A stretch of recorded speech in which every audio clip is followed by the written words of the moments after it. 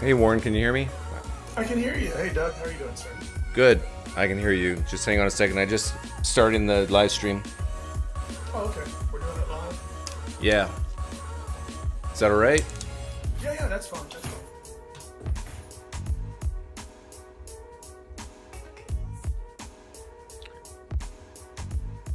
Hey, welcome Josephus. Josephus is here. Did you know that? The first The set. Jewish historian. Yeah, Wow. yeah. And he's here He's an joining us. immortal vampire. Tree Bob Loblaw. Now that's a boring name. 5,000 pine points to you. And Gnome Gnome 1,000 to you. Hydra, you're the biggest loser. No, go home. Your parents don't like you. So, Warren, I actually have no idea who you are, but someone said Irresistible Truth said I should talk to you. Is that Derek? Yes. Derek Moreau with Irresistible Truth. He's a Calvinist. And I was a Calvinist for about 30 years before I read my Bible and saw, oops, some of the stuff that I was taught doesn't line up with it. And we all gave Derek a hard time because he came on your show and you said, "Well, Derek, what do I need to do to be saved?" And he's like, sorry, bud, you're out of luck. You got to sit around and wait for God. And if he wants you, you'll be his." And we call that the anti-gospel. There's no real good news there.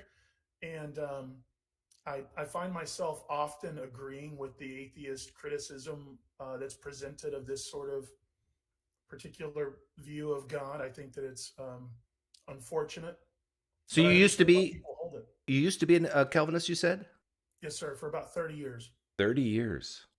I So was born into a very hyper high end Calvinist family. And so, when I was about 4 years old, we started doing hooked on phonics and flashcards. And I would read from the King James Version and a oh Calvinist thinker named A.W. Pink.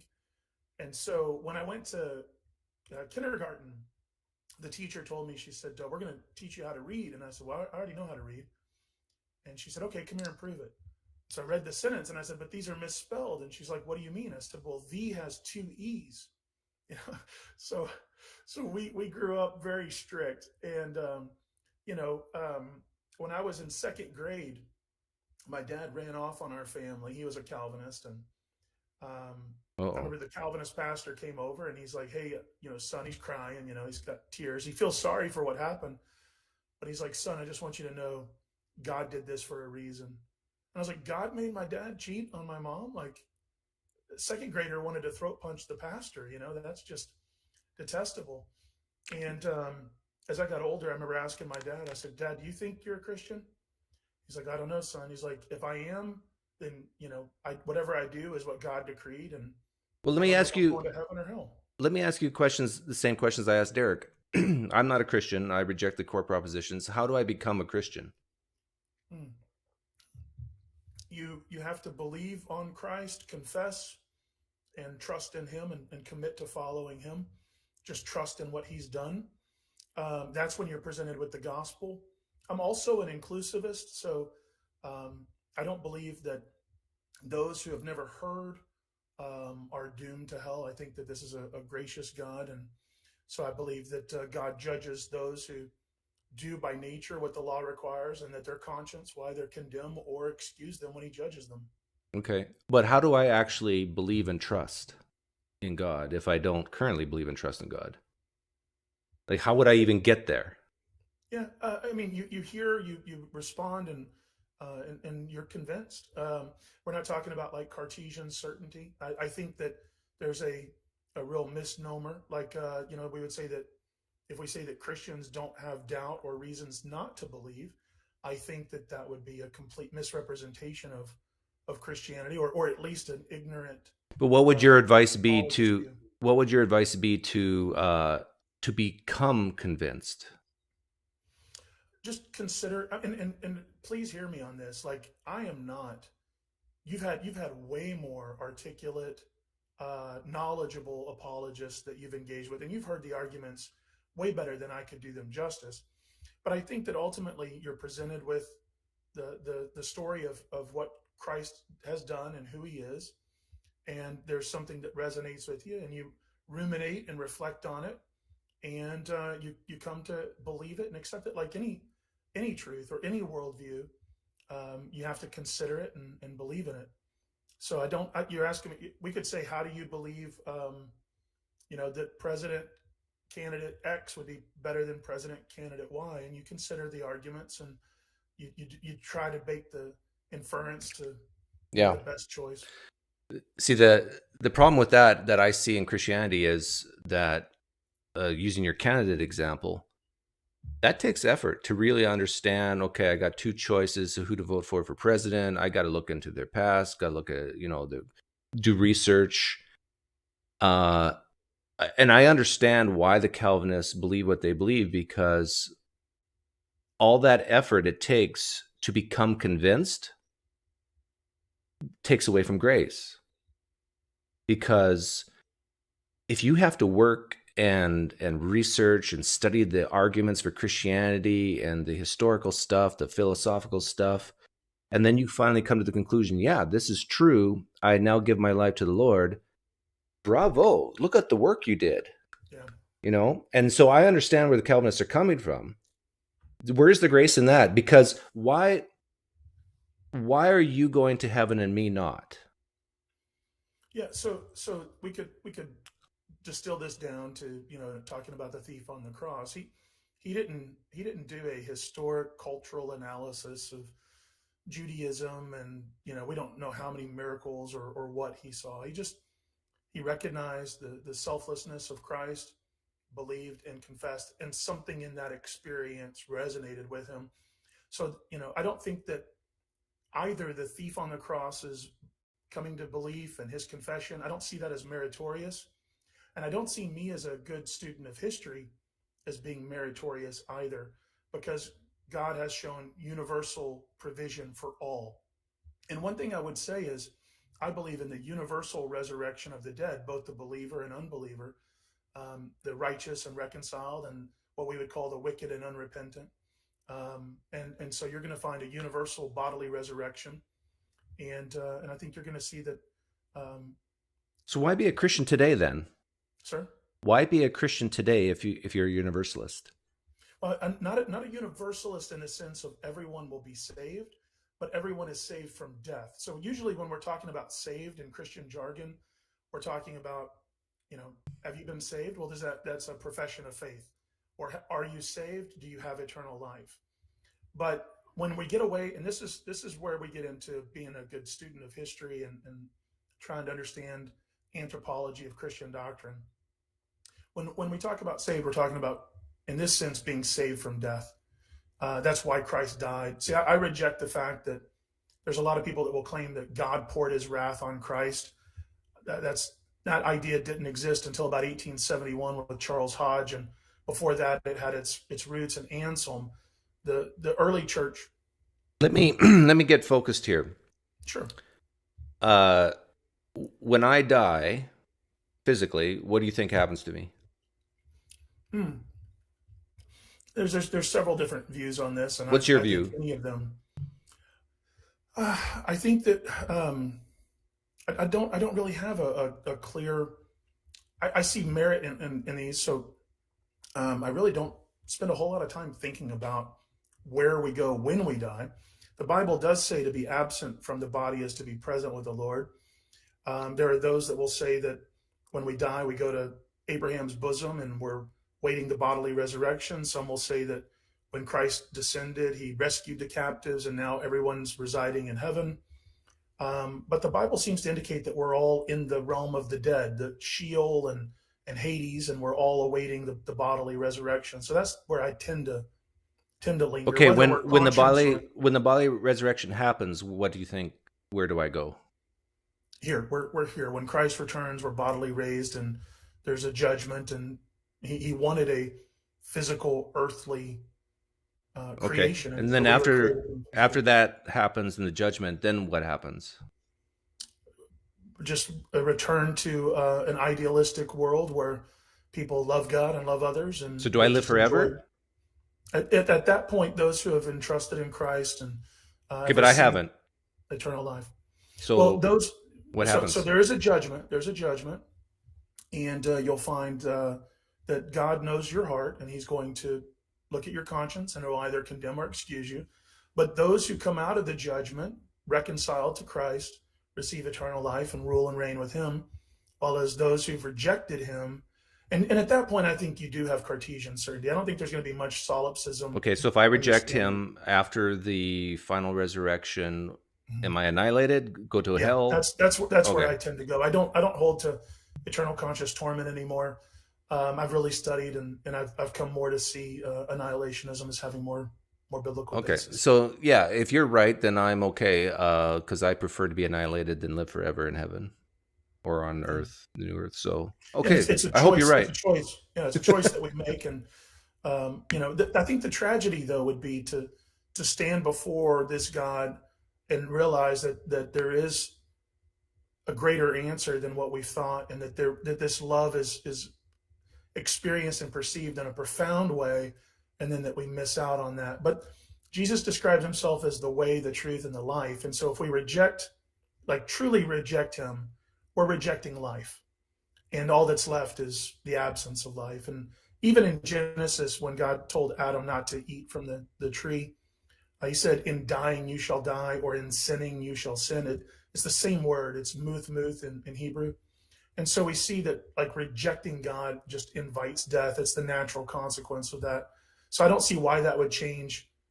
Yeah, but to me, death is I prefer death over living for eternity. That's just me. Maybe I'm a little weird. But getting back to the Calvinism part, accepting a gift, putting your trust in God, that is still meritorious in my view.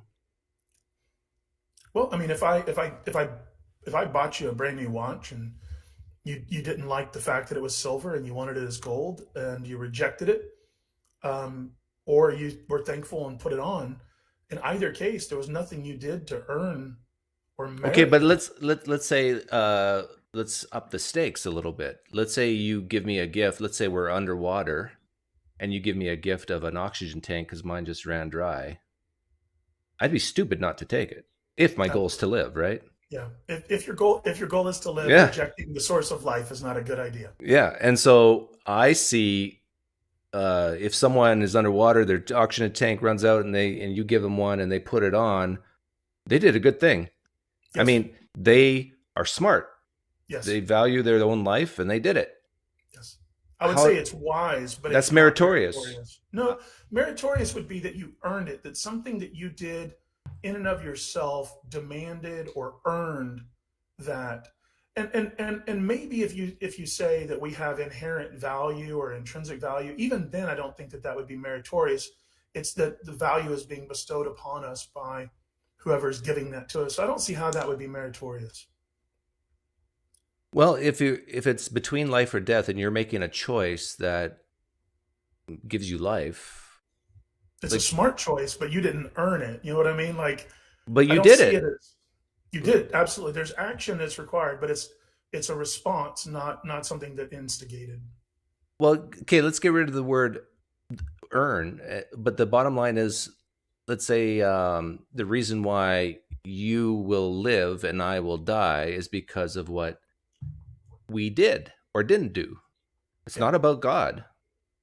It's about our response to God. Yeah. So we have the power, not God, to determine if we live or die.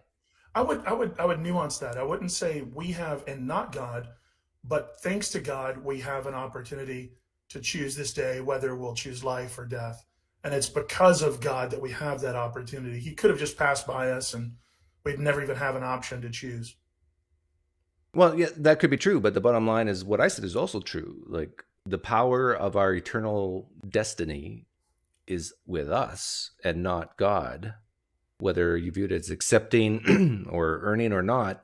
And I think this is where the Calvinist is coming from. They see that what I just said is true, and they view, but God foreknew, God is decreeing, God is all powerful and sovereign, and we have this thing called grace, and we have the power, not God.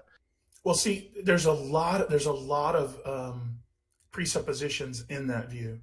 So I don't believe in a pre-creation, eternal divine decree of whatsoever comes to pass. That I see Calvinism as fatalism.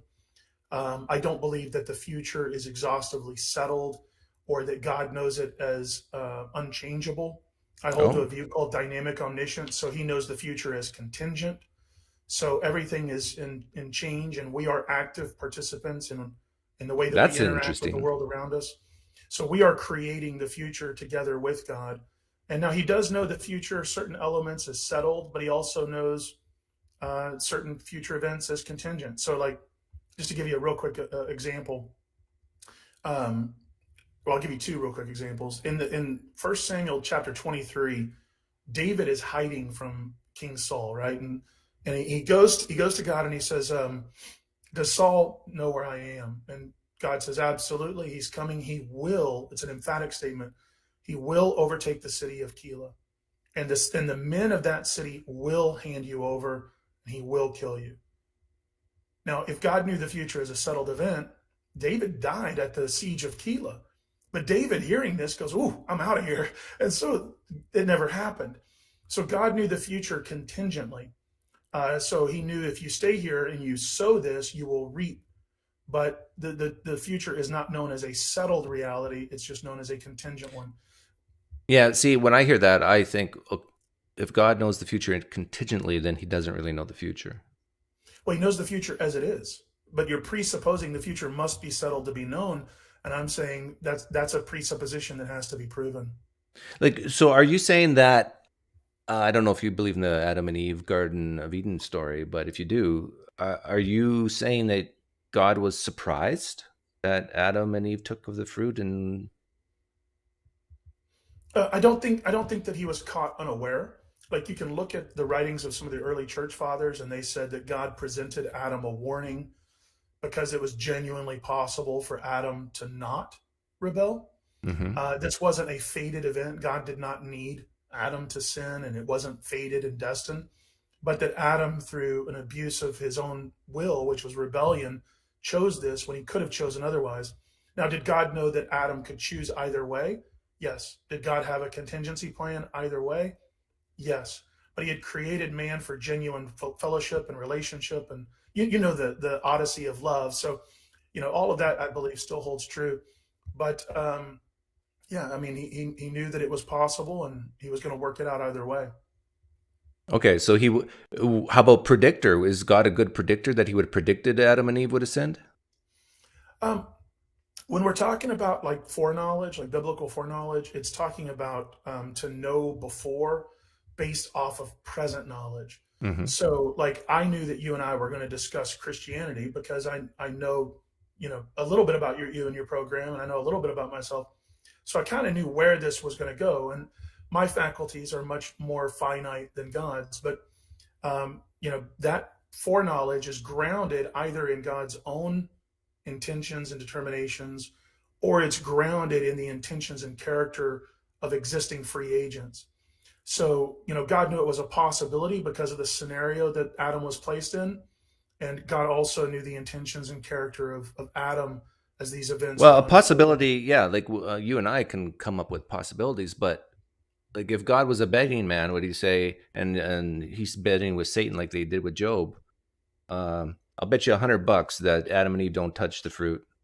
And Satan says, no, no, I bet you 200 that they will. I'll give you 2 to 1 odds. I mean, would God take that bet, or would God, like, is God like sort of like us? He knows all the probabilities and the percentages. I mean, like, he knows all of the existing circumstances, and so he knows there's a 1% variable that this is going to happen, or a 99%, or a 50-50. Okay, But this what's view your is what's your different. guess? What's your guess if you were to ask God before Adam and Eve took the fruit, what's the probability that Adam and Eve will sin against you, disobey? Um, Goodness, I tend to think at that point in time that it was still indeterminate. So I would say that did not have a full truth value. The possibility was true, but the event itself, this But this we contingent have event. two sentient humans. Mhm. We have a tree that God said don't touch, and it's a very simple question. Like, what's the odds they're going to touch it? God, what's the probability? Yeah, I don't know. I mean, Given I would Satan's say that. there Yeah, I mean, I would tempting say them. I would say there's definitely a chance, and it's probably a high one because Adam and Eve were somewhat ignorant. They had been warned. They knew the consequences. But I don't know the When you say a percentage. high one, are you saying over 50%? I know Oh, this is I just don't. we're all just kind of pretending here, but Yeah, I don't know. here's where I'm going with this. If even if it's at 51%, I in my opinion, if it's over 1%, God should not take that chance. But if it's high like 90%, then how are you any different than the Calvinist? Well, I mean, Because at the same time, I mean, I have five kids. The chances of them growing up and one of them becoming a murderer might be 1% or less than 1%. But I desired that relationship with them, and I intended to raise them, in the way that they should go and warn them about the consequences. And so, for me, I saw that as worth it, and I think that God operated very similarly. okay. Do you think God had a plan for salvation before humans were created? No, Okay. So you're very much an open theist then. yeah, dynamic omniscience is an open position. So when in Genesis 3:3 or 3:15, where Adam had sinned, God responds and he says, because you've done this, he will bruise your heel and he will crush his head. And that's said to be a prophetic testament of Christ's victory over the devil and being crucified. But the key here is he says, because. So I do believe God genuinely is responsive. So Okay. I don't hold to a Platonic view where for God to be perfect, he has to be static and unchanging. Okay. I actually see God as living and active. I think that God thinks, which is sadly an often maligned view. I believe that God is reasoned. I believe he's not only the basis for reason, but I think he's reasoned in what he does. So I don't believe, like the Calvinist, that this unthinking, all knowing but unthinking, fated agent himself fated the contents of my beliefs from all eternity. I actually think that God operated for reasons. And I think that I operate for reasons. And so there's a lot of disagreement between myself and my Calvinist brothers Yeah, and sisters. well, I see pros and cons. I think your view helps with the problem of evil, definitely. Yep. But there's a lot of everyday things that might cause some Christians insecurities and Yes. anxiety to be like you. It does. It does. Because what you have to say is I actually am letting go of fatalism, and I'm going to trust that the living God is sufficiently brilliant and powerful to accomplish what he wants without having to have already ensured from all eternity that this is going to happen.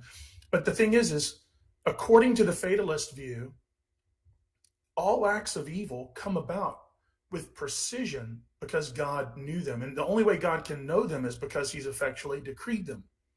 But in my view, God isn't evil. He's just working with evil creatures, and he's sufficiently powerful and Well, intelligent to redeem it. this is where I've had what's his name? Will Duffy. Do you know him? Yeah, I know, Will. Yeah, Yep. he's been on my channel and we talked about this a little bit. The only difference between you and a Calvinist, like the Calvinist would say, yeah, it's 100% decree. It's going to happen if God knows it or decrees it. But for you, I think you still have a problem in the sense that what we were talking about earlier with predicting. And if God can see everything that's current right now, he should be a pretty good predictor of, okay, if someone's this type of nature, this is what they're going to do given this type of environment.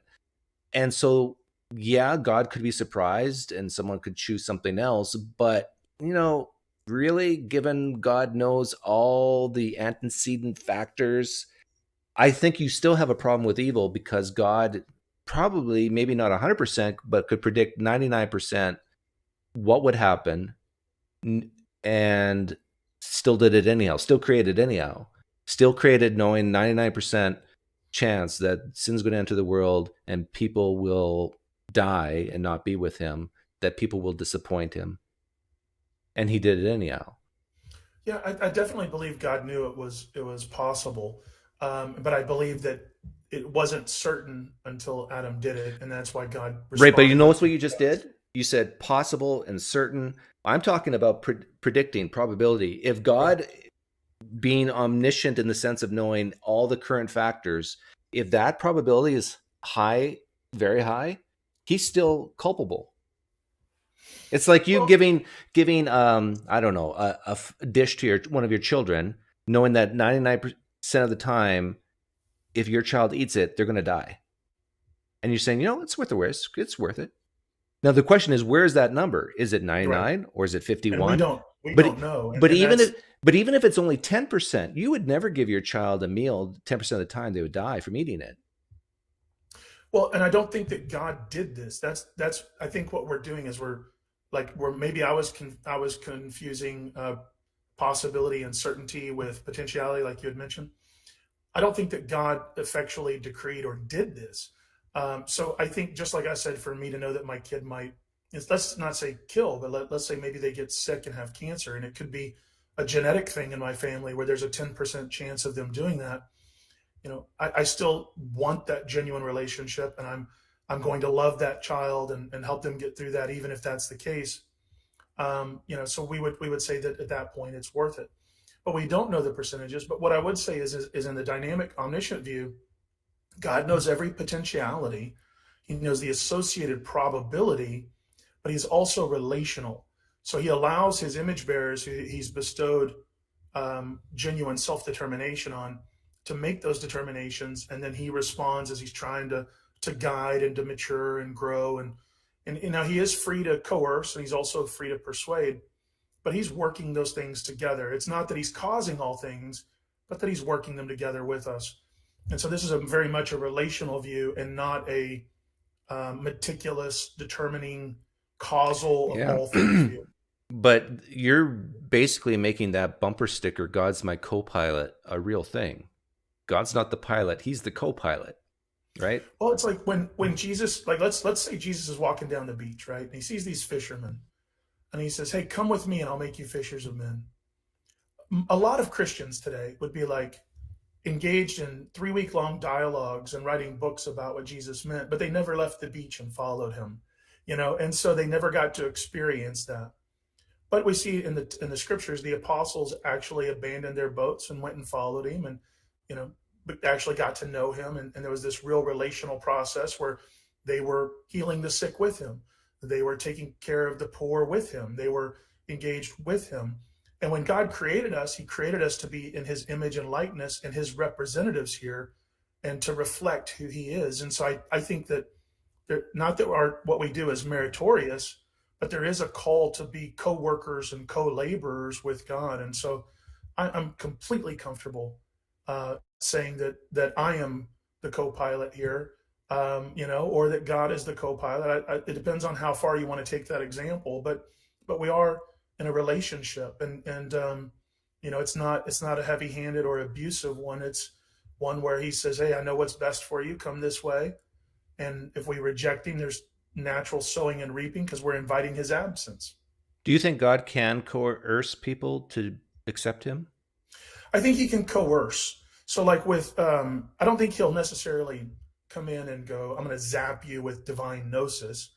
But like when he told Jonah to go tell the Ninevites that the city was going to be destroyed in 40 days, Jonah didn't want to go. He was afraid that God might change his mind. And I do believe God changes his mind. He says across 11 books, 20 over 24 instances in scripture, that he does change his mind.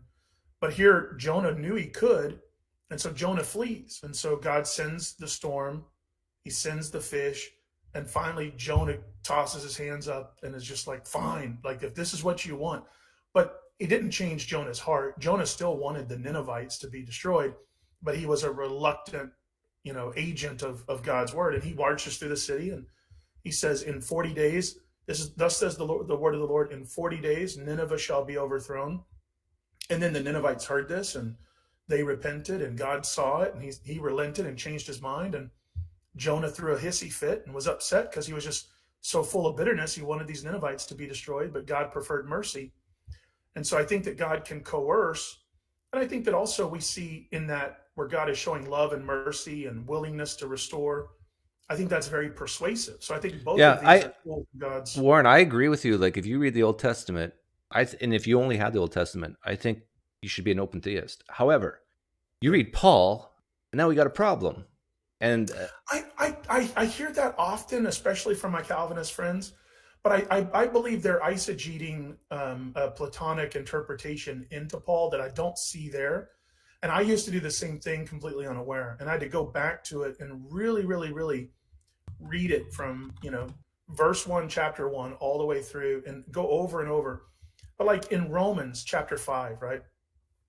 It says, because of one trespass, sin entered the world, and by sin, death. And well, as a Calvinist, as an Augustinian, I would see the word sin, but I was pre-programmed. I would say, oh, that means an inherited sinful nature, imputed guilt, that I'm born under the wrath of God.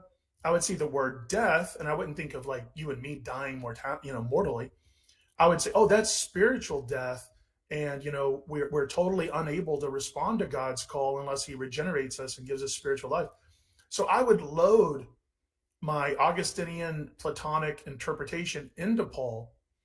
And when I was coming out of Calvinism, I struggled over Romans. And then one day I just said, what if I just take every word as it's written?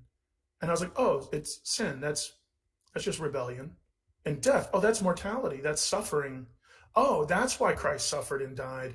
Okay, now I'm starting to see it.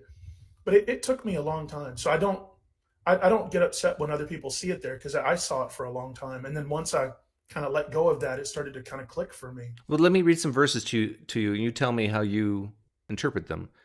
With the caveat that these are coming completely by surprise, and well, for me too. I didn't plan this.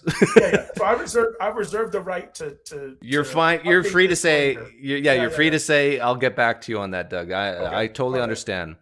No pressure. I'll do my best. I promise. But this is just like two guys talking about, in my opinion, interesting stuff. But I see plot holes.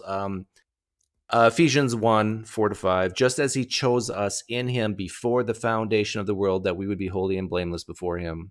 Chose us before the foundation of the world. In other words, He chose us before we even existed.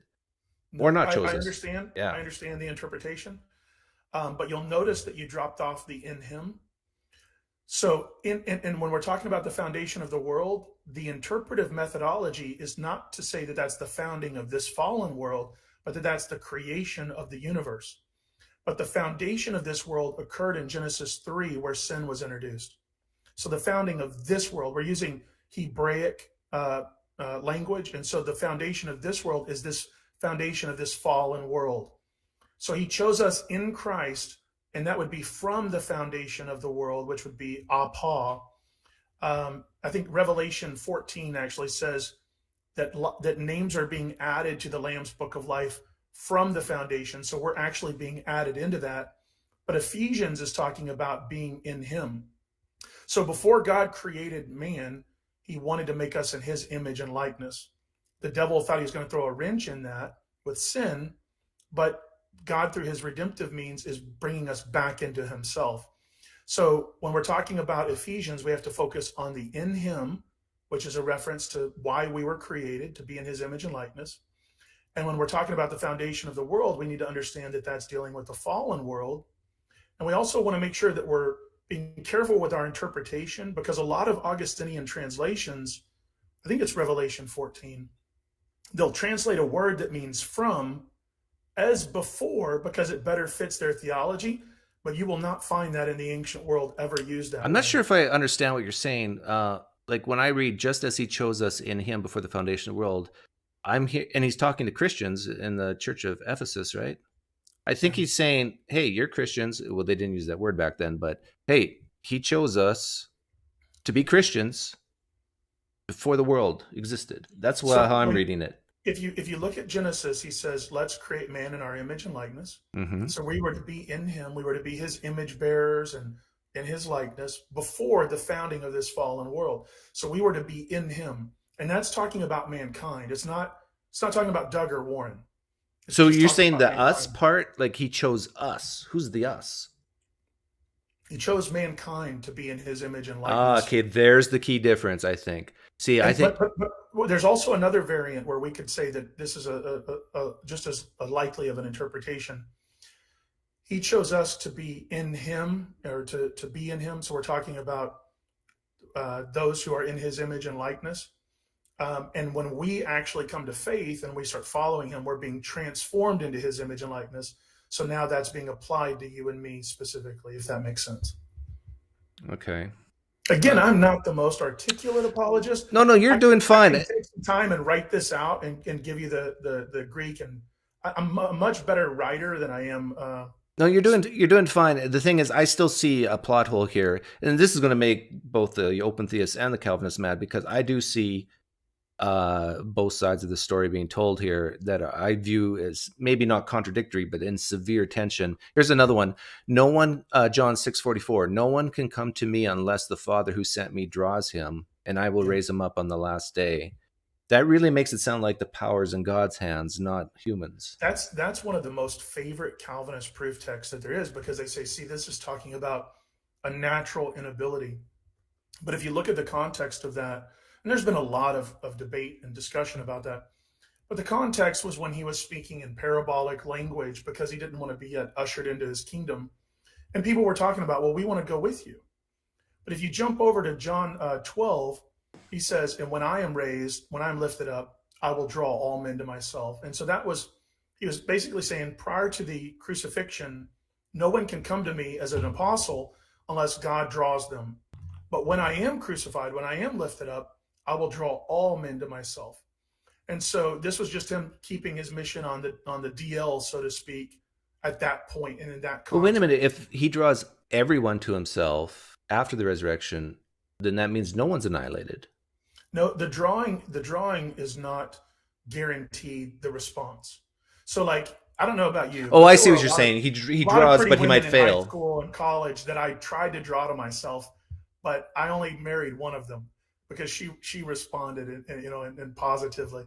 But you didn't fail. Like all the women you tried to draw towards yourself, you succeeded. Yes. No, I wish I could.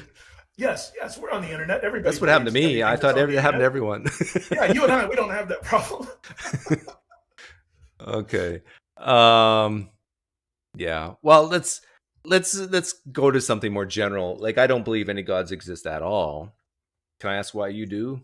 Why you believe God exists? Sure. I think that. I think that for probably the first 30 years of my life, a large factor of that had to do with my background as a Christian. I know a lot of apologists go, Warren, shut up. We don't want to talk about, you believe what your parents believed. But I don't think that necessarily guarantees, like, I don't think your kids are going to inherently never become, devout Christians or follow some other religion. But I was indoctrinated into Calvinism, and I believed it. And after the birth of after our third pregnancy, which turned out to be triplets. So we have 5 kids, and our 3 youngest were surprise triplets. I started reading my Bible with new eyes. Wait a minute, you have triplets? Yeah, I have 5 kids. I have a son who's a 12-year-old, a daughter who's 10, and then I have 3 girls who are almost 8. Was it through IVF by any chance? No, just natural? It's just one of those things where God was like, God knew that you would have triplets, and you want to stop at 3. Well, I'm going to give you the other 2 that I'd planned. Yeah, but that might just be the Calvinist in me coming out. But I was reading the Bible, and I remember looking at this, and I believed that my flesh was sin. I believed that I was totally depraved, that I had the stain of Adam's sin imputed on me, and I'm reading.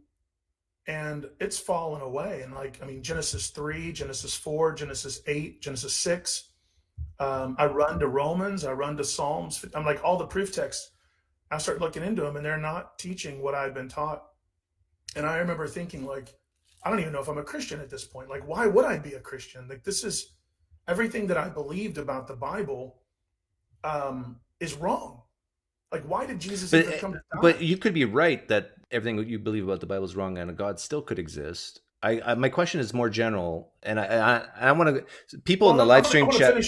I want to finish that one train of thought, and maybe I'll answer your question. And if I don't, but I remember crying out, and I was like, I don't even know what it means to be a Christian. I don't even know if I want to.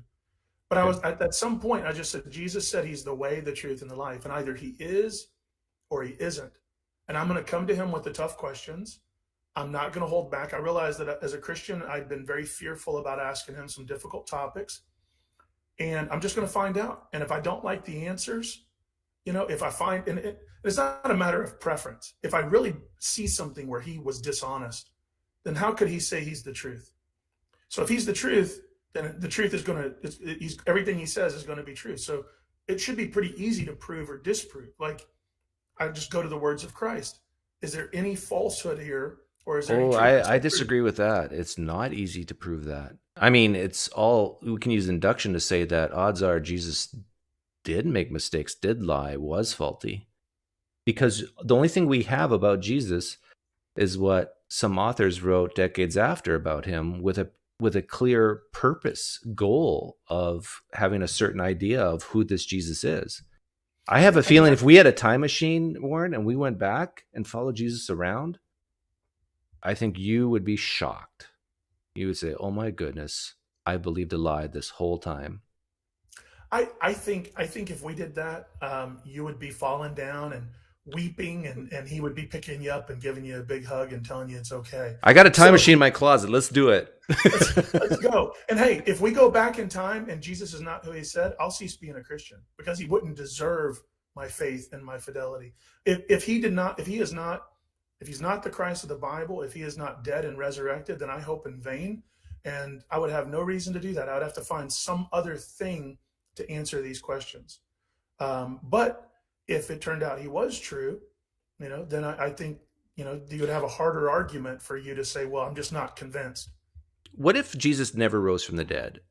How would you explain the New Testament as we have it today? I don't think that you would have the New Testament as we have it today if he did not resurrect. You sure? I'm with, when we talk about scale of certainty, like let's say 10 being an absolutist and 0 being like, I have no reasons to believe whatsoever, I'm usually around an 8. Some days I'm an 8.1. And some days when I'm talking to my friendly atheist, I might be a 5. So you're saying are you saying you're 80% confident Jesus rose from the dead? I don't have Cartesian certainty or absolute proof. So what I'm asking you to do is explain the 20%. So let's assume that the 20% is correct and Jesus did not rise from the dead, but we still have the New Testament exactly as we see it today. How could that have happened? I think it would take a conspiracy to a level that I don't think is feasible for people to pull off in our current world, let alone the world of that time.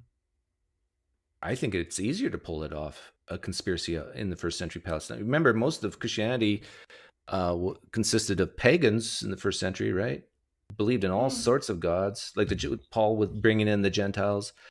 And well, the early Christianity was not a different religion. It was believed to be the fulfillment and culmination of Judaism. But then as it went out, you said something very interesting there.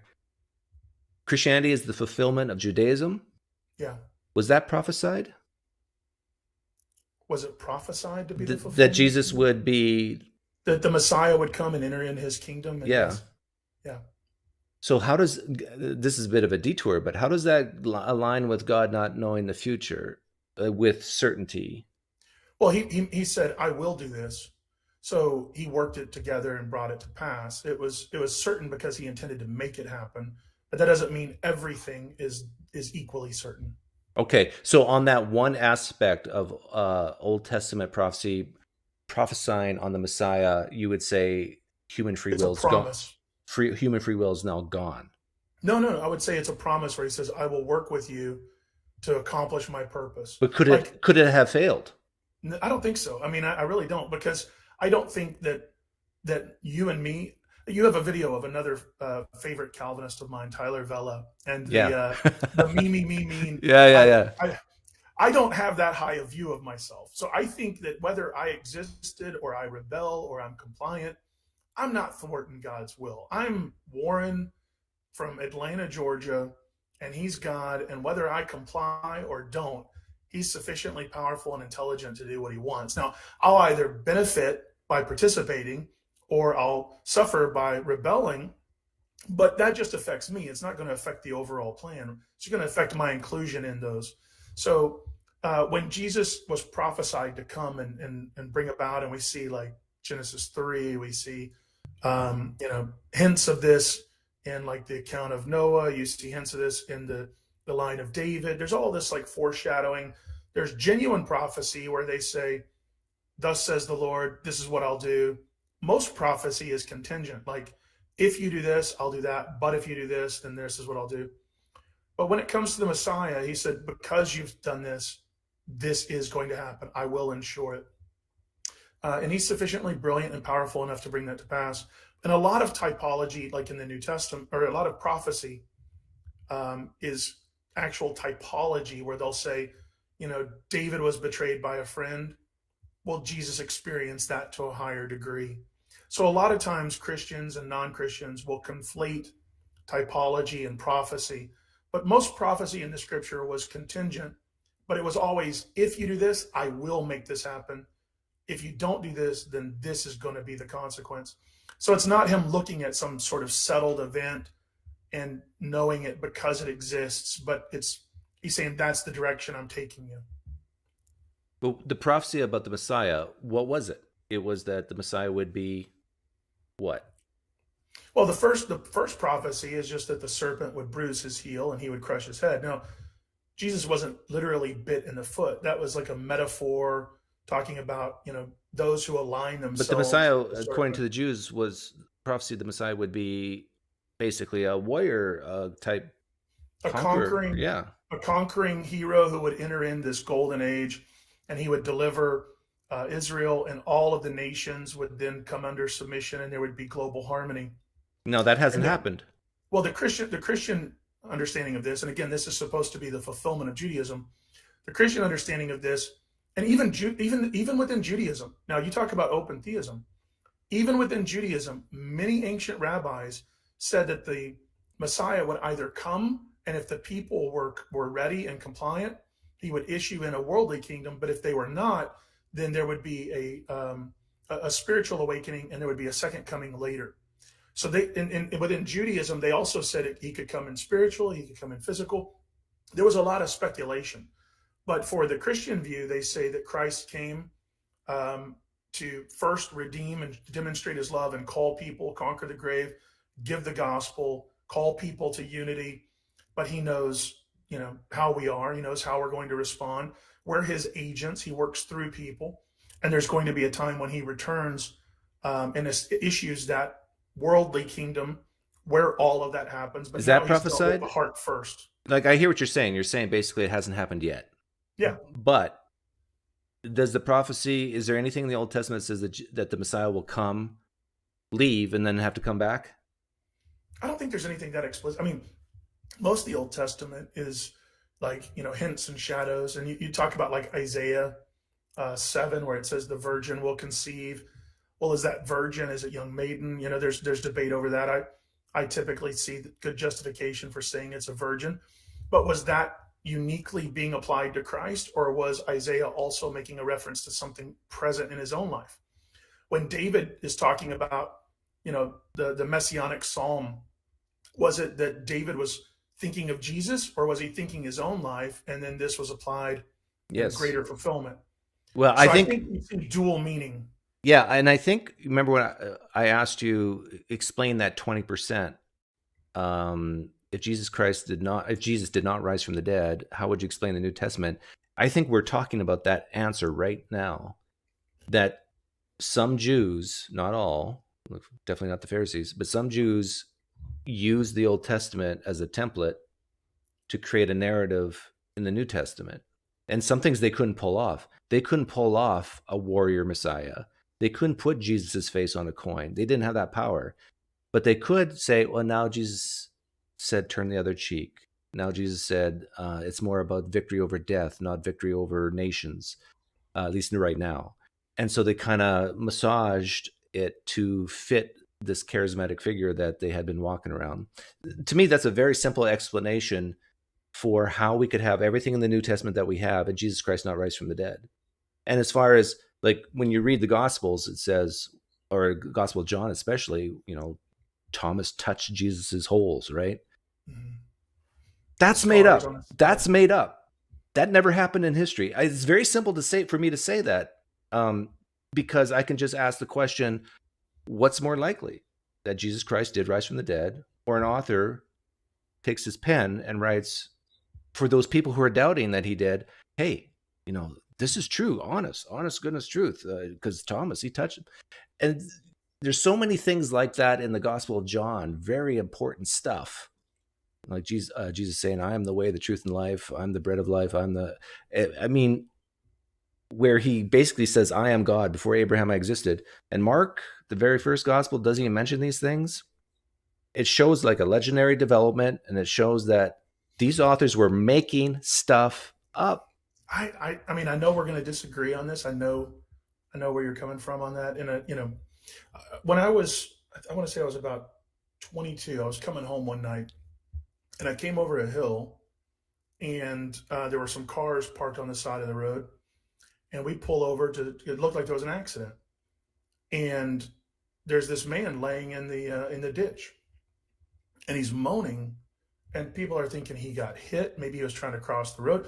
That's the most likely explanation. Why is there just some man mangled and moaning on the side of the road?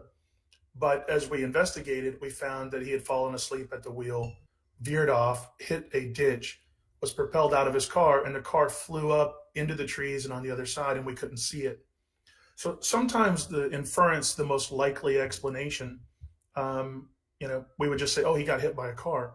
But once you have more detail, more information, the case becomes a little bit clearer. So I don't think that, like if we're going to go to Occam's razor, and say that the simplest answer is always the right one, I think that we set ourselves up for failure because we're basing that on this idea that we have all the information at our disposal. But the information that I do have, I want to be fair in my handling of that. I want to try and make the most logical inference from the data that I have. And so I know we both come to different conclusions. I love your example that you gave. I understand that sometimes we don't see the full picture and what we think happened didn't happen. But what if I was to say that the reason why that guy was injured is because his car took off and started flying, and the way it got into the tree was not through like ramping over a ditch, but he actually flew up into the clouds and then flew back down and crashed into the tree and then fell out. Like that would be another explanation, right? But you and I would never for a second take that seriously. Here's the thing, though. If a 4-year-old gave you that account, he could be describing the very thing that I just said, but he wouldn't be understanding it. So again, like there could be more going on here, and I think you have to look at the testimony and credibility of the witness. I would agree with all that, but just simply because it's a wild and crazy claim doesn't necessarily mean that it lacks truth. It may just mean that there's more going on. It could, if God is real, could God send a car flying? Sure, he could. But at the same time, you want to be fair. And I don't like appealing to mystery. I don't like, oh, God did it. I think that's one of the laziest ways to go about this. But sometimes the answer is, well, it says God did it. And if I'm going to be fair to the text, I have to take why be fair to the text is actually an interesting question. Well, okay, here's an example. Well, it depends what you mean by fair to the text, but it sounds to me you give the text it sounds to me you give the text a benefit of the doubt. So let's be fair to the Marvel Cinematic Universe, right? In Christianity right now, there's been a lot of debate over like Molinism and Calvinism, and the topic of Doctor Strange has been used quite a lot. Oh, I hate that. But I'm not. I love multiverse for science fiction, but I'm not I don't think that the multiverse actually exists. But all that aside, you and I are watching Marvel Endgame, and Doctor Strange knows that the entire universe is going to be wiped out. Like 50% of the universe is going to be wiped out. But there's one reality in which they win. Now he knows 50% of the universe is going to be destroyed. And yet he allows this to come about, and he works things in such a way to bring about the victory to where when Peter Parker is saying, it hurts, Mr. Stark, and he disappears and everybody's crying. Well, Peter Parker comes back because of the work and knowledge of Doctor Strange. And if we were to take the same criticism of the biblical data to Doctor Strange, we would say, well, Doctor Strange is a villain here because he allowed the suffering, he allowed these things. But when we're watching Doctor Strange, we say he's the hero, And because of his efforts and his work, he brought back, all these people from the dead. And I think if we're going to be fair, we have to have an internal critique, whether it's a Marvel movie, whether it's a novel, Mm-hmm. whether it's Harry Potter, or whether it's the Bible. We have to be fair to what the text is saying about itself, because you can be critical and you can say, well, from an internal critique, here's some problems. But I think if we're going to be fair to the text, we really do need to have an internal critique and try and set aside. And that's what we're doing. Like Yeah. that's what we did the first at least half hour of you coming Right. on. Is because that's what I mean. That's what I mean when you said, what do you mean by being fair to the text? I just mean having an internal critique. Yeah, and I just see so many plot holes and problems within the text itself. Like going from the Old Testament to the New Testament, you got two different pictures of God, right? You got a God who drowns children in the Old Testament, and a God in the New Testament who says, "Bounce them on my knee, I love them." Yeah. And you have Noah being saved for his righteousness in the Old Testament, and Jesus coming to save the unrighteous because they can't do it themselves. You have this idea of God coming down from the heavens to see what's going on, and in the Old Testament, in the New Testament, you have this God who's all-knowing and seemingly, as Paul says, let me ask you about all that. Yeah. Is it possible that a presuppositional commitment that you've made because you were exposed to a particular interpretation is coloring your view of the text such that you don't see the harmonization that actually may be there? Is it? Well, no. Could you be bringing this Augustinian bias to the text? Because I find when I talk to a lot of my friends who are atheist or agnostic, and we're discussing these things, I always find that they're unknowingly Augustinian in their criticism. And when we start talking about it, they go, actually, I like that. Can you back up and trust me? If Derek were here, I think I could represent you very well, mm-hmm. and push back hard on him and say, your God's a schmuck. Right? And this is part of the reason why you're not a Calvinist, because you agree with that. Like, if God decrees everything, he's the author of evil, and the problem of evil is real. And Derek's only response is, yes, grow a pair. God did it, and he's God, and who are you to question? Yeah, just people? Shut up and take horrible. it. Yeah, and if Derek is listening right now, he would say Doug's asking a lot of great questions and pushing back on. I get it, but the point is that I don't feel this need to even try to reconcile them. I can see them as what they are and saying, yeah, men wrote this stuff and there's going to be problems.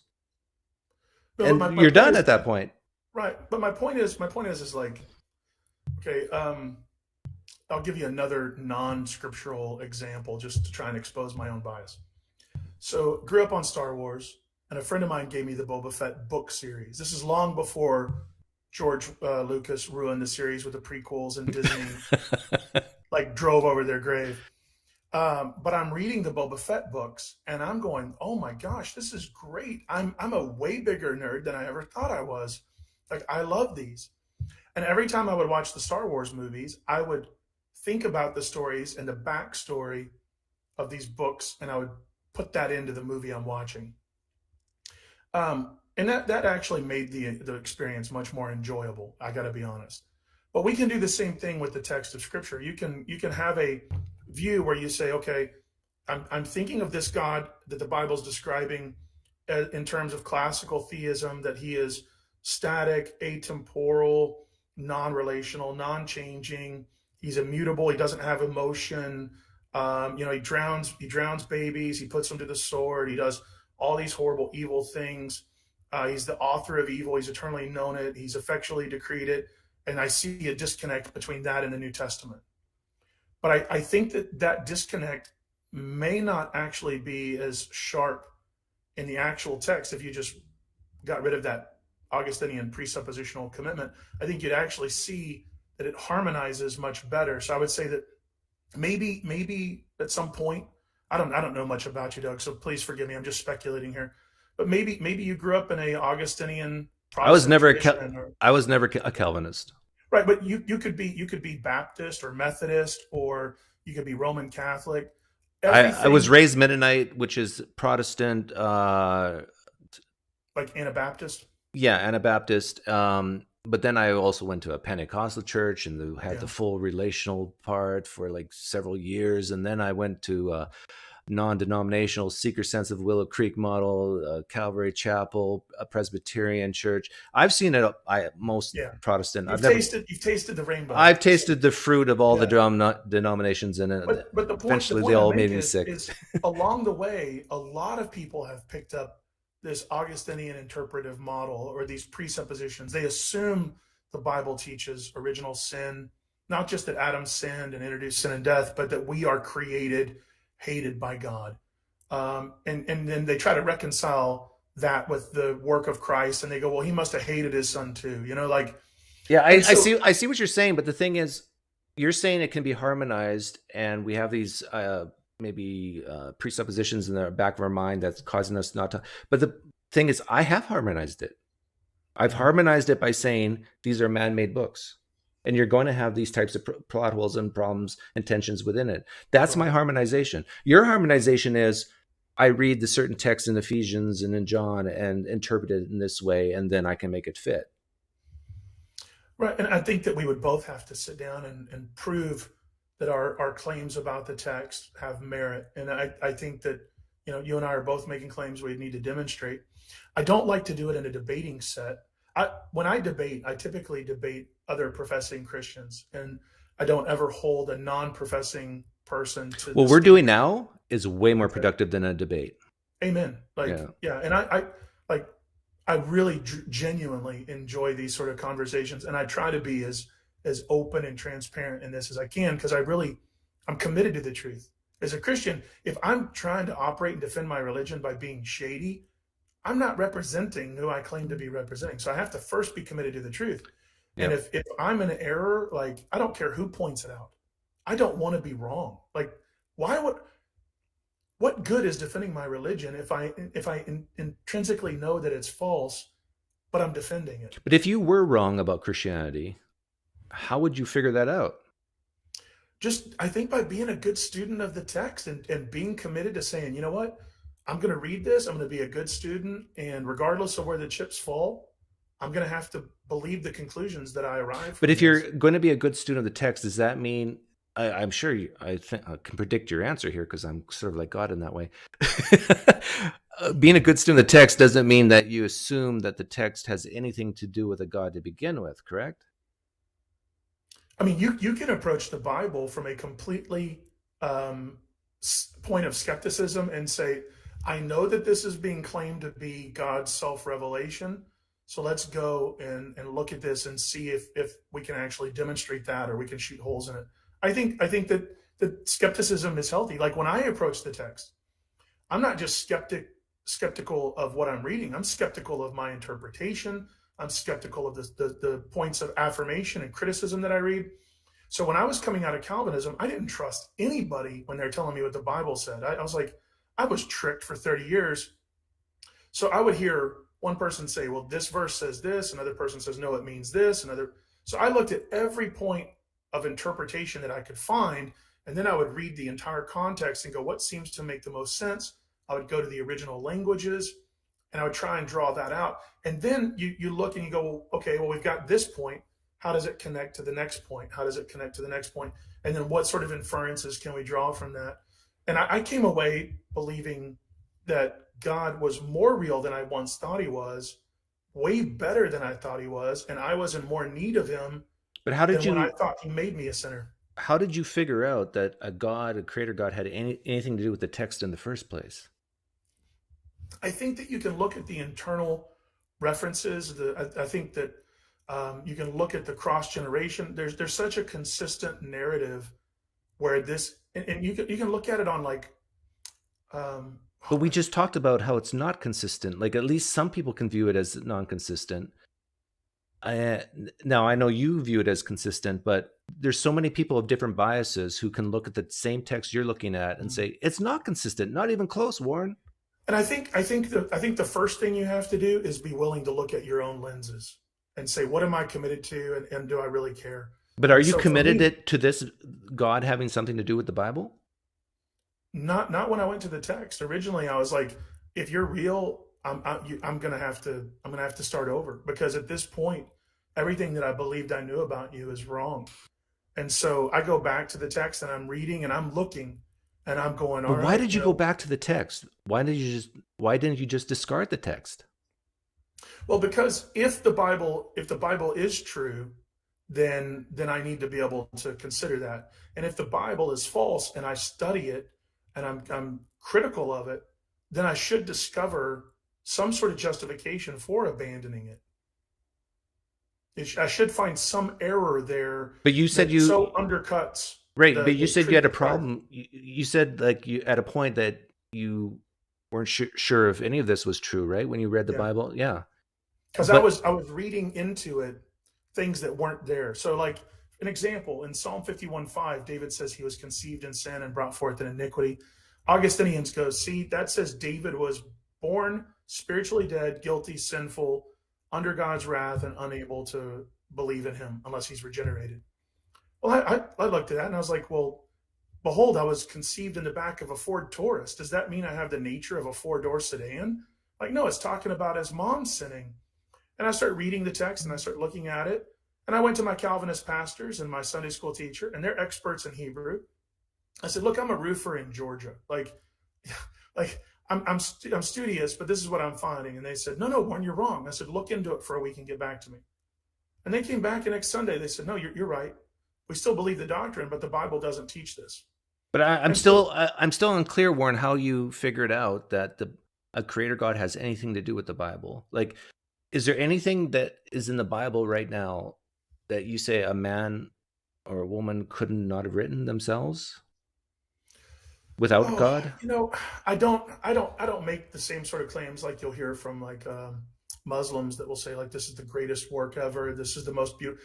I think that the Bible contains the ugliness of its heroes. I think it contains the almost unstated truths that can be conveyed by narrative or metaphor.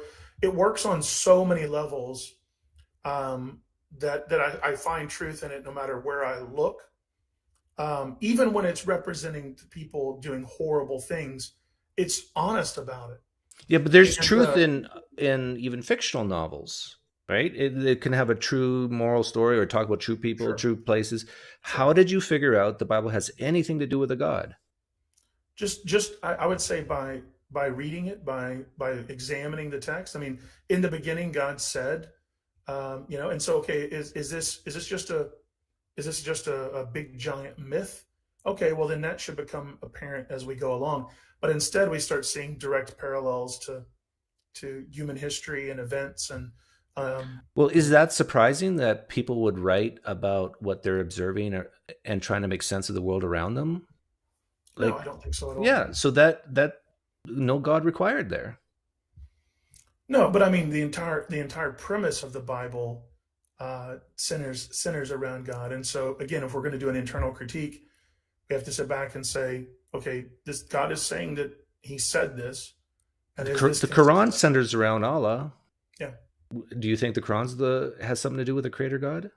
No, well, maybe in the same sense that Job's friends spoke lies about God, but I would say that it reveals a universal recognition of God, just like Buddhism or Hinduism or the various Shintoism. And I'm even going to grant you that a God exists here. Sure yet of how something like how could this God? Why do you believe this God has anything to do with the Bible?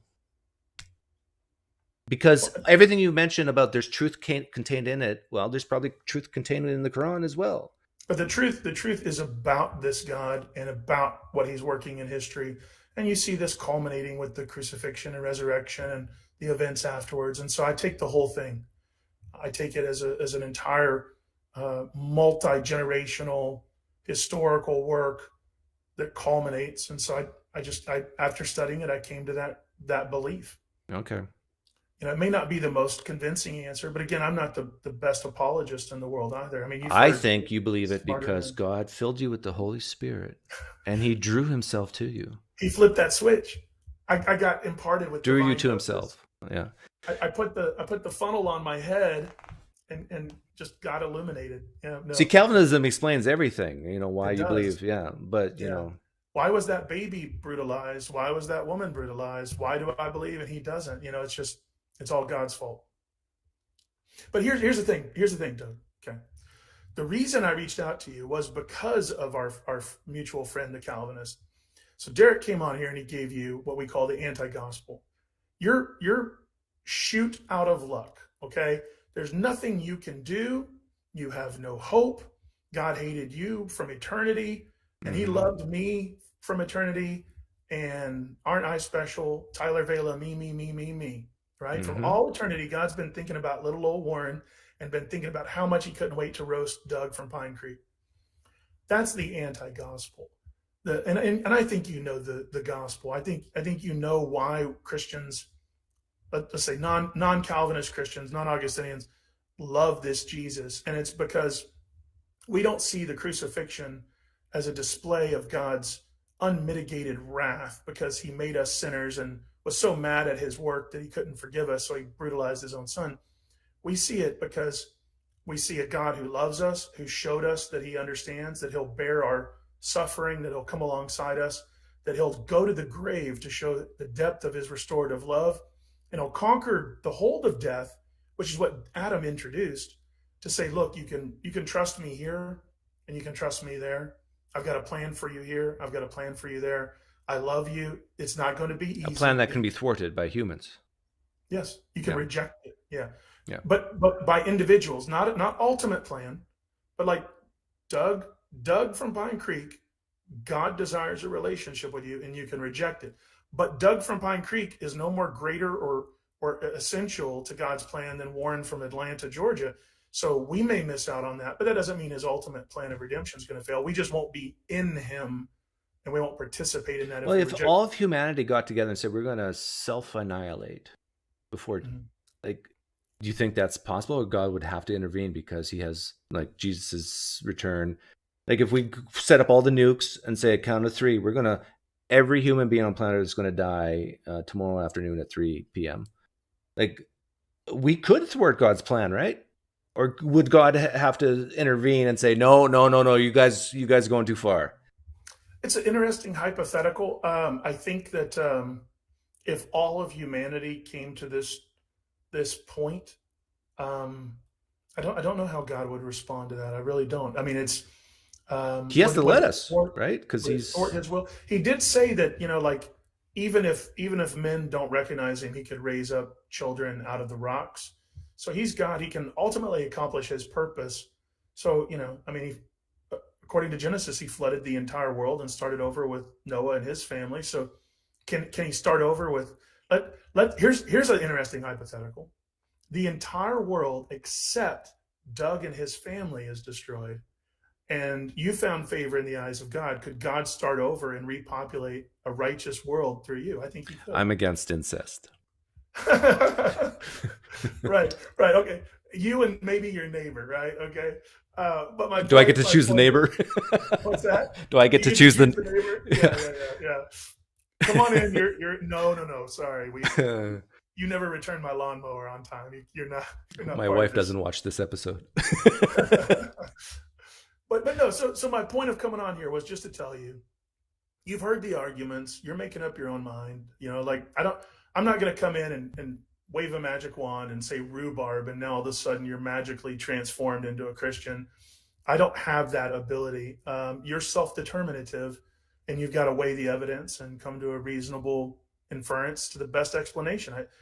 All I'm going to say is that I believe that the Bible is true. I believe that Christ is God in the flesh, that he conquered the hold of the grave, and that he loves us and has a really great plan for us here and there. What do you think would happen to your life if, let's say, you came back on for a few more times and through my cunningness and cleverness, I convinced you to abandon Christianity? How would your life be different? Gosh, I don't think that I would have felt as though I wasted my life. Let's say that this is all a simulation. Let's go even further. It's a simulation, and I'm a brain in a vat, and one day I die, and I'm told that this was all just an illusion. There is no God, and I was just a really bad experiment gone wrong. I still would think that it would be a worthwhile endeavor to dedicate my entire life to Good, but loving others. I want to specifics on that. So let's say I convinced you Christianity is false this time next month. Yeah. 2 months from now, how would your life be different? Oh gosh. I think that I would be trying to ascertain some basis for grounding of truth. Truth is very important to me. Okay. So right now, my grounding for basis of truth is that Christ is truth. So if that was taken away from me, I would try and find some grounding to base how I'm determining what is true and what isn't. So I would be desperately seeking something like that. Why would you be desperately seeking something like that? Like what about that makes it desperate? Truth is just very important to me. I don't like to be wrong. I don't want to mislead people. I don't want to mislead myself. Even if there's no eternal reward at the end or eternal punishment, or for me, like when you and I are talking, I just believe honesty is important, and I need some sort of grounding for that. Now, like when you and I are talking, I can base my honesty on my assessment of various things, but I would need some sort of basis for truth. That's very important. What if the basis of truth is just that the universe exists, has the properties it has, and we can learn about it and sort of say, okay, we can make predictions, and if these predictions come true, we can say without Cartesian certainty that whatever our hypothesis or theory was is based on something true, and our grounding is the universe itself. If that was true, I would have to accept it. It seems a little. But isn't that a sufficient way to ground? Well, I mean, I think we need a whole other episode to this topic, because we're going to go into areas where we're going to need to spend more time. But the tag arguments, right? Like you're not. I try not to engage in the Calvinist precept. You're a fool. You deny God. You're presupposing my worldview. Like, I try to be very charitable, and I try to say, okay, like, you have a point of view. Let me try and understand it. But where I'm at now, if I just said that the universe exists, I'm naturally inquisitive. I want to know why. And even in my own journey in studying like spiritual things, I'll encounter a wall where I don't feel like I'm getting an adequate answer. So you feel like you seriously need to know why the universe exists? I want to know the deeper things. It's what drives me. I'm the biggest nerd Let me ask you this. You're gonna meet. Why does God exist? Why? Mm-hmm. Why does God exist? Yeah. How would you answer that question?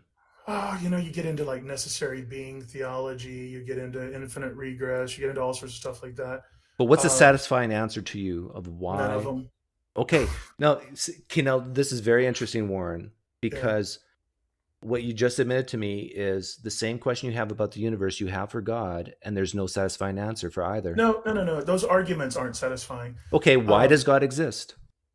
Well, gosh, Doug. I love the question, why does God exist? If he is a necessary being, then he exists necessarily. So if he is the ultimate cause of creation, if he's the creator, let's say, why does the Big Bang exist? Let's just replace the word. No, you already answered the question. I think you did. That's a good answer. Why does God exist? Because he's necessary. I think that you end up in that. Okay, now is that satisfying to you? It's not fully, because I like to press beyond that. So I get into studying like theories of time. And so I hold to an absolute theory of time. I think that you can have some relative view of subsequent creation. But let's say, what was God doing before he created? Well, in the classical view, God's never done anything. He's eternally known all things. And in a single timeless act, he's done all things that he'll ever do, which means he never did anything. God never thought up a thought. God never thunk a thunk. God never decreed a decree. God never did anything, because he is right. So you need this God to think and be personal, right? I need sequence if I'm going to say that this God is really reflective of. Okay. How did you solve the infinite regress problem with God then? Because how did he get to this thought he has right now if he's had infinite thoughts before? So the infinite regress is and again, man, you're talking to a roofer from Georgia. So I'm trying to. I love roofers from Georgia. Well, I'm originally from Texas, where all great roofers come from. So I'm the best in the state here, but still, I'm not the world's greatest philosopher or apologist. But when you're talking about infinite regress, we can say, oh, just God can traverse a regress. God can traverse an infinite. Okay, why? Well, he's God. Well, that seems a little circular. See, But that may be true. let me point out what's going on here from my point of view. Mm-hmm. When I asked you, why does God exist? You basically answered, he's necessary. And then you start talking about, thoughts and time and so forth, which brings up new problems like infinite regress for God having a thought. You notice that everything that we talked about with God, why does God exist? Necessary. Why does the universe exist? Necessary. But Doug, you can't have a universe. What came before that universe and infinite regress? Same problem with God, in your view. So now we have. No, I mean, I understand why you're seeing that, and maybe I haven't been as precise in my language. What advantage does God have over the universe existing as grounding, as a form of grounding? Well, do you believe that the universe had a finite beginning, or do you think that it's eternal? We'll say eternal. Okay. I haven't seen enough. And again, now you're getting into like realms of science that I admit I'm not the expert on, but I haven't seen enough data from that to suggest that this is eternal. Do you think that it's a constant expansion, contraction, swelling? Could be. I don't know. But you notice that it's the same answer you would give for, do you believe God's finite or eternal? You would say eternal, right? Yeah. So I just get the same answer for the universe. Yeah. And I think we both run into similar problems. I don't think that either view is free of criticism. And that's not a claim I've made. But some Christians say, but Doug, with the Big Bang, blah, blah, blah. No, that's just the beginning of our reality. We don't know what's prior to that, if that even makes sense. Or I think we both end up, when we go beyond, we end up in realms of speculating and hypothesizing. And so is God's existence a speculation? What he was doing prior to creation, we would have no, just his existence. Is it a speculation? I think that it's evident all around us, just like you would say that the universe is evident all around us. See, this is I think we're on the same playing field here, but the difference where I think I have an advantage over you is well, you're better looking. No. The advantage I have is that we both share this properly basic belief that there's stuff around us that we call material stuff. But what you're proposing is this new category of existence that's weird, that is in another dimension, that doesn't have atoms, and so do we really have evidence that even exists? And what does it mean to exist in that realm? Yeah, I mean, I know what you're saying. I just don't see the material world offering a wholly sufficient explanation for all the things that we experience in life. So, like what? Warren McGrew right now is sitting here talking to you. Warren McGrew, when he was 5, was probably riding his Knight Rider big wheel at his grandma's driveway. When I was 5 years old, I was not the same person I am now. I don't think I have any of the single cells that I had at that time. My body's completely changed, but there's been a consistent, perpetual consciousness that has identified himself as Warren McGrew. So I think when you get into like realms of identity and consciousness, there's a lot that we could explore that I don't think that the material world. How does God explain that? Answers. How does a God explain that? Because it would say that consciousness is not entirely material, that there is a spiritual component to consciousness. So God explains it by just, like, I'm asking it for an explanation. How does God explain consciousness? Just because it's immaterial? Well, there are, I mean, consciousness is an immaterial component that a simple brain, for example, would not suffice. Like a mind, consciousness, the brain, those distinctions. But now you're getting into, again, things beyond my pay grade that I've looked into. But I do think that the immaterial demonstrates that the material is insufficient as a sole explanation. But like, I am open to that idea. and I think we can test for it, but so far, I don't think we have any reason to think that a mind or a immaterial consciousness is in any way at least separate from the brain. Like Oh, I mean, you need a brain to have consciousness, right? well, sure, and you would need an engine to get your car down the road. Does You God would have a need gas brain? in the car. God does have a mind, but is it a brain? No. Is it a mind? Yeah. Yes. So so even if we grant this immaterial consciousness thing, I don't think that gets you closer Well, to if God. we say God has a mind and we have minds, but we have brains and God does not have a brain, and that shows that the mind is transcending the physical, which would actually support the point that I made. Maybe the brain's transcending the mind. And like, why do you choose that the mind transcends the brain rather than the way around? Like, because all our experience says you need a brain in order to think and have free will and everything. So maybe it's the material brain that is the oomph, and the consciousness is just like it Yeah, without I mean, you. again, like I tell you, let me get with my buddy Eric Hernandez, and we'll talk about Oh, consciousness. Eric, you're friends with Yeah, Eric. yeah, oh yeah. It's a small world. I know uh, both How do you Derek dial and him Eric. back? Sir, How do you dial him back? Because he's like 1,000 words a minute, right? he is. I'm from Texas, so I go at a leisurely pace. Eric says he's from Texas, but he doesn't talk like a Texan I know. He No, he no. goes way too fast You for me. So know, I can't play him. he says he's from Texas, but that's where the aliens dropped him off. I can't play him at 1.5 speed. I got to play him at 75 so I can follow what he says because there's so much information he puts out. Yeah. But Yeah, but no, I mean, I realize Eric's main forte is the whole soul thing, but if I was to debate, well, I don't debate, but if I was to talk to Eric about the consciousness and the soul, I would just say it seems all our data says it's dependent on the brain, and I think he would have a tough time with that one. one of the analogies I've heard him use, and again, he'll do a better job than I'll trying to remember it on the spot. But he compared the brain to a guitar, and he Yeah. said that consciousness is like the music that or the note. You have to strum the guitar, but the note itself isn't the guitar. It's something that transcends it. And you can have a broken string, but that doesn't mean that note no longer exists.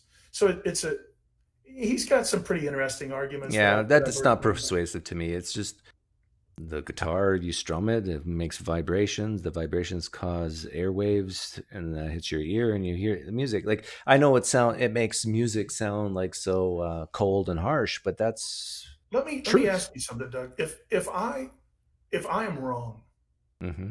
and no God exists, right? Mm-hmm. Um, what is the downside with Ah, me believing okay. in it? Well, now we're getting real. Well, you don't believe in hell, so I can't talk about that. But I do think that you're putting yourself through unnecessary um, cognitive dissonance, unnecessary tension in your life. Like, for example, you pray, right? Yeah, Okay. Let's say one of how many kids do you have? Five? 5 kids. Yeah. Let's say your triplets got sick, or one of them got sick, really sick, and was about to die. And you cry out to God to intervene, and your child still dies. Mm. You're going to have these questions in your mind. God, why? Why did you allow this? Why did you cause this? Why didn't you hear my cries? What have I done to deserve this? All these things, and sure, in the back of your mind, all things work together for good. Who those who, yeah, you know all that, but when the rubber hits the road, you're going to be wrestling with God at some point in your life. Now, guess what? I don't have that problem at all. If one of my kids gets sick and dies, I'm going to be very, very sad, and I'll need help from humans to get over it. And same with you.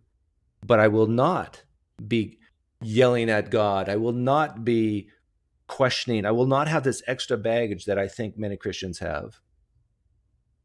Yeah, and I think you've hit on something too that's a real point of distinction. So, God, why did you do this? Why did you cause this? I mean, I've got a video on Idol Killer. I'm going to plug my channel now. But if you Oh go to yeah. YouTube on Idol Killer, James White, several other Calvinists have come out and they blame God as the cause of evil. And we have a playlist on there called Radio Sovereign Geneva, where we take them in their own words and we put them to different music tracks just to expose the vileness of their claims. But they say, that God causes all evil, earthquakes, famines, child extreme abuse. Don't want to get you demonetized for saying what they actually have said. But I don't believe that God causes that. I don't believe that God delights in that. I don't think that God is responsible for that. In fact, Jesus used the word chance when describing events on earth. But you do And he believe said, God can intervene and change the future, yes? I believe he can. Yeah. I believe he can. I do So believe that God is responsive.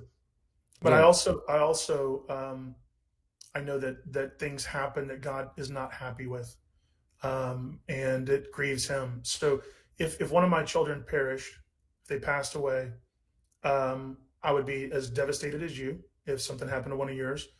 That's what good parents do.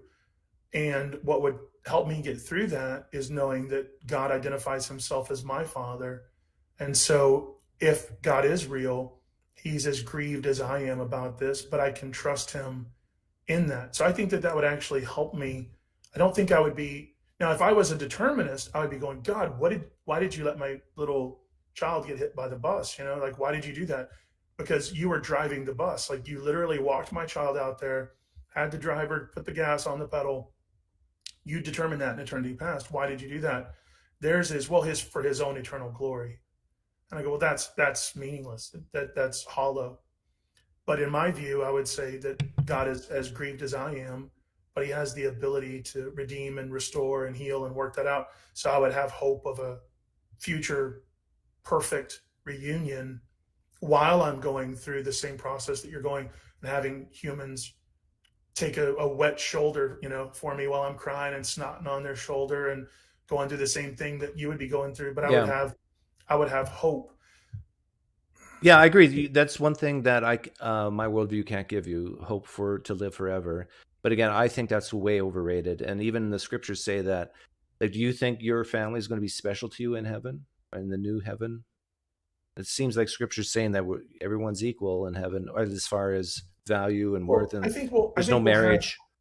yeah, I think we'll have certain. I mean, we'll have knowledge of those familial ties, and there'll be unique relationships. But I think that we'll be in a love relationship with God and others. But I don't think that we're going to go, you know, to Yeah. heaven. And I say heaven. I don't believe we actually go to heaven. I think that heaven is coming to us. Um, but no, I don't see any issue saying that I'm going to recognize my daughter or my son, or we're going to know each other, but we'll have a close relationship, and everybody will have I mean, and really, Do you think you'll be able to enjoy heaven knowing if one of your children are annihilated? oh gosh, there's this passage in Isaiah that I think is quoted in the New Testament. I don't know if Christ quoted or if it was one of the apostles. I'm a horrible Christian because my Bible memorization is not up to snuff. So fortunately, that's not on the entrance exam into heaven. But Isaiah says, on this mountain, he'll remove the veil of death and ignorance, and he'll wipe away all the tears. And it's talking about how like God is grieving with us and he's healing us through that. So you talk about a shoulder to cry on. I think God is that ultimate shoulder. I think the scripture tells us that. If my child perishes because they've rejected God, um, I don't know how I could get over that, but I trust that if that is true, that God is the ultimate comforter. And I think that I can trust him in that judgment because he truly does desire mercy more than wrath. So if he condemns anyone, it's reluctantly. He doesn't want to condemn anybody. He desires mercy more than wrath. He desires obedience more than sacrifice. He wants a genuine relationship, and love covers a multitude of sins. So I think that Okay. if anyone is condemned, it's done so justly that I don't think we'll be able to question it. But I would say we would still be grieved. Okay, we've been going an hour and a half, so I want to wrap it up. But you want to do one of my famous hypotheticals with me? Oh, not really. But I will. It's a short one. I won't do Your any long ones. hypotheticals are famous for a reason. No, sure. Let's go. Well, earlier you mentioned Noah and the flood. Do you believe that actually happened in history? Gosh, I vacillate back and forth on that, honestly. I think, you have the genealogies of Christ Just where it yes or seems no to have is importance. fine. I mean, You I'm don't know? undecided. I'm Okay. undecided But on that. let's say the Old Testament is fairly accurate. Mm. You're up in heaven with Yahweh, and Yahweh says to you, Warren, look at all the people down there. They're disappointing me, except for Noah's family. I'm going to wipe them out. And I'm going to give you two options. And the two options I'm giving, Yahweh's giving these options, they're moral by definition. But he's leaving it up to you, Warren, to decide how he's going to exercise his justice. Option one, flood everyone out, except for Noah's family. Option number two, poof them out of existence, just gone, like Thanos.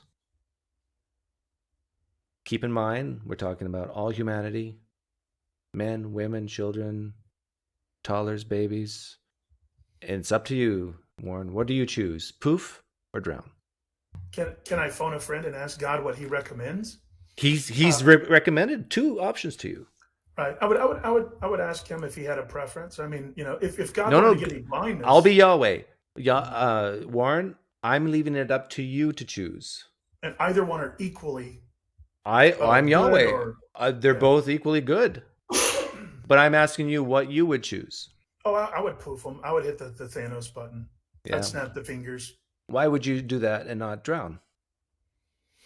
Um, you know, uh, from my limited perspective of where I sit right now, it just seems like the least painful. I mean, Peter Parker was scared when he was in Tony Stark's arms as he was disappearing and poofing. Um, but I think that that's an easier way to go. Now, that hypothetical is also assuming that the Jewish myths and traditions about fallen angelic and half human and all this crazy stuff isn't true, and that they truly are human. So that hypothetical is assuming a particular interpretive So what's your approach to view? that. What's your view of God given if that story is true? How would you view God that he did choose the more painful route? I choose to understand and interpret based on the revelation that we see in Christ.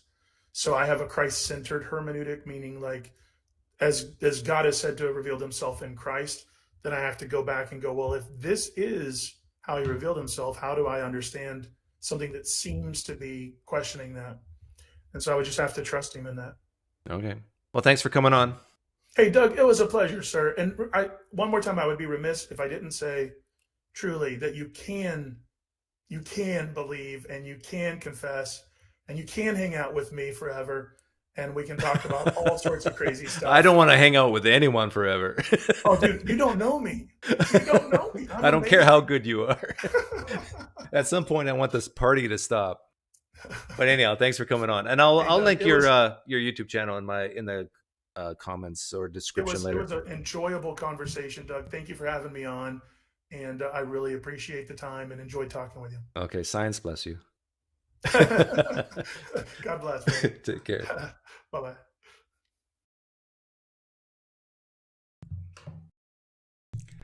So, what do you guys think of that? Did you enjoy that? I like Warren. I think he's a great guy, but I think he likes to talk a lot. Whereas I'm more of a let's get to the point type of person. So,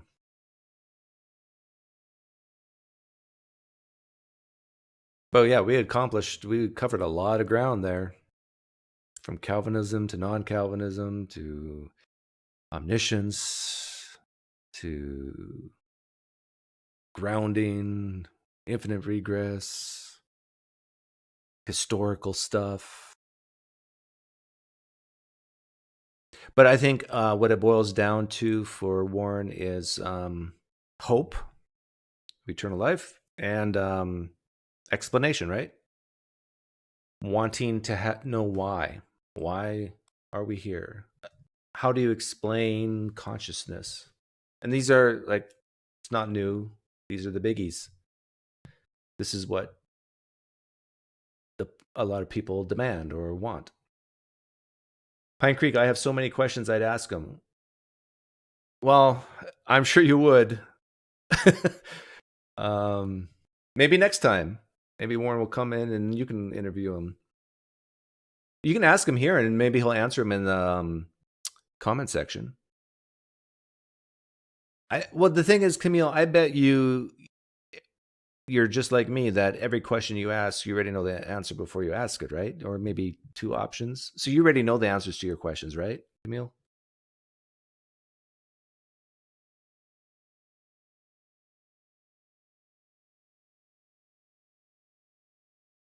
Yeah, and I think Warren's main concern for a guy like me is not to believe the Calvinists.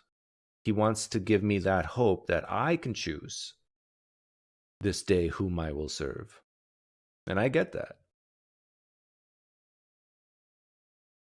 What does my shirt say? I tell dad jokes periodically, but only when I'm in my element. You honestly don't know how he would answer? Well, let me try it, Kamil. You ask a question of Warren, and I'll answer on his behalf, and we'll see if he says thumbs up, thumbs down. I bet I could answer on his behalf.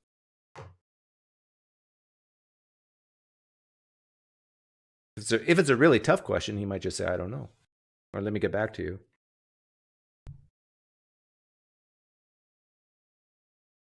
He's an open theist, basically, who believes in people are annihilated. Heaven's a place on earth. People are sleeping until the final resurrection. There's going to be a judgment. God works through humans to accomplish his will, but that doesn't mean coercion. Okay, do you want to come on?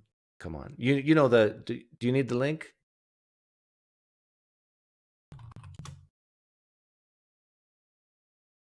You know the link, right? It's whereby.com/PineCreek. By the way, while Kamil's coming on, I went on Trent Horn's Council of Trent's page and saw the comments from the debate. Whew. Whew. I tell you, some of them are really upset with me. Some of them. I mean, I tell you guys, the flying man thought experiment is effective according to them because of their hatred against it. That's a pretty good barometer when theists hate the flying man thought experiment. That tells you I'm onto something. Do I have to put the link up here for you?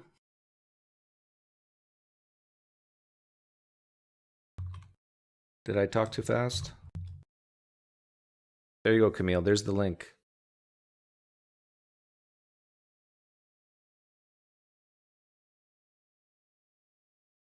Yeah, Amy, I do appreciate that he answered fairly quickly on the poof or drown.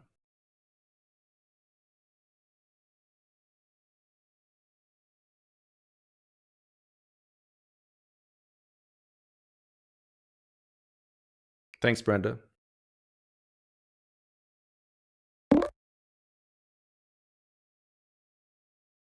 Okay, here's Kamil. Hey, Warren. Hey. So you love open theists, right? Yeah, I'm the open theist atheist. Yeah, and I'm a Calvinist atheist. Yeah. So you want to roleplay as him? Yeah, I can try. Okay. So Warren, so it seems to me that you understand that a lot of theology today is basically Christianity being hijacked by Greek philosophy in the couple of first centuries. So, like, the Bible doesn't actually teach classical theism. It doesn't teach that God is outside of time, for example. It doesn't teach that God knows the future, right? So I'm just wondering, what else do you think was imposed on Christianity later by these Christian authors who were inspired by Greek philosophy? Like, do you, for example, think that God knows the present exhaustively? Or do you think there are some things that are happening right now that God doesn't know? I think he would answer, God knows the present exhaustively. Yeah, this is why I said no, right? Because I'm not actually sure. Because there are open theists who say that God doesn't even know the present exhaustively, because there are some passages where it seems that this is the case. Like in Genesis, for example, the word comes to God that there are like fishy things going on in Sodom and Gomorrah, and Yahweh says, okay, let's go check it out. And open theists have to deal with that because they can't say that it's, for example, an anthropomorphism, because that's the kind of excuse that Calvinists use for the verses that make it look like God doesn't know the future. The reason why I think he would say that answer is because we talked about Will Duffy, and he spoke. It seemed like he was positive, and that's what how Will Duffy would answer, at least.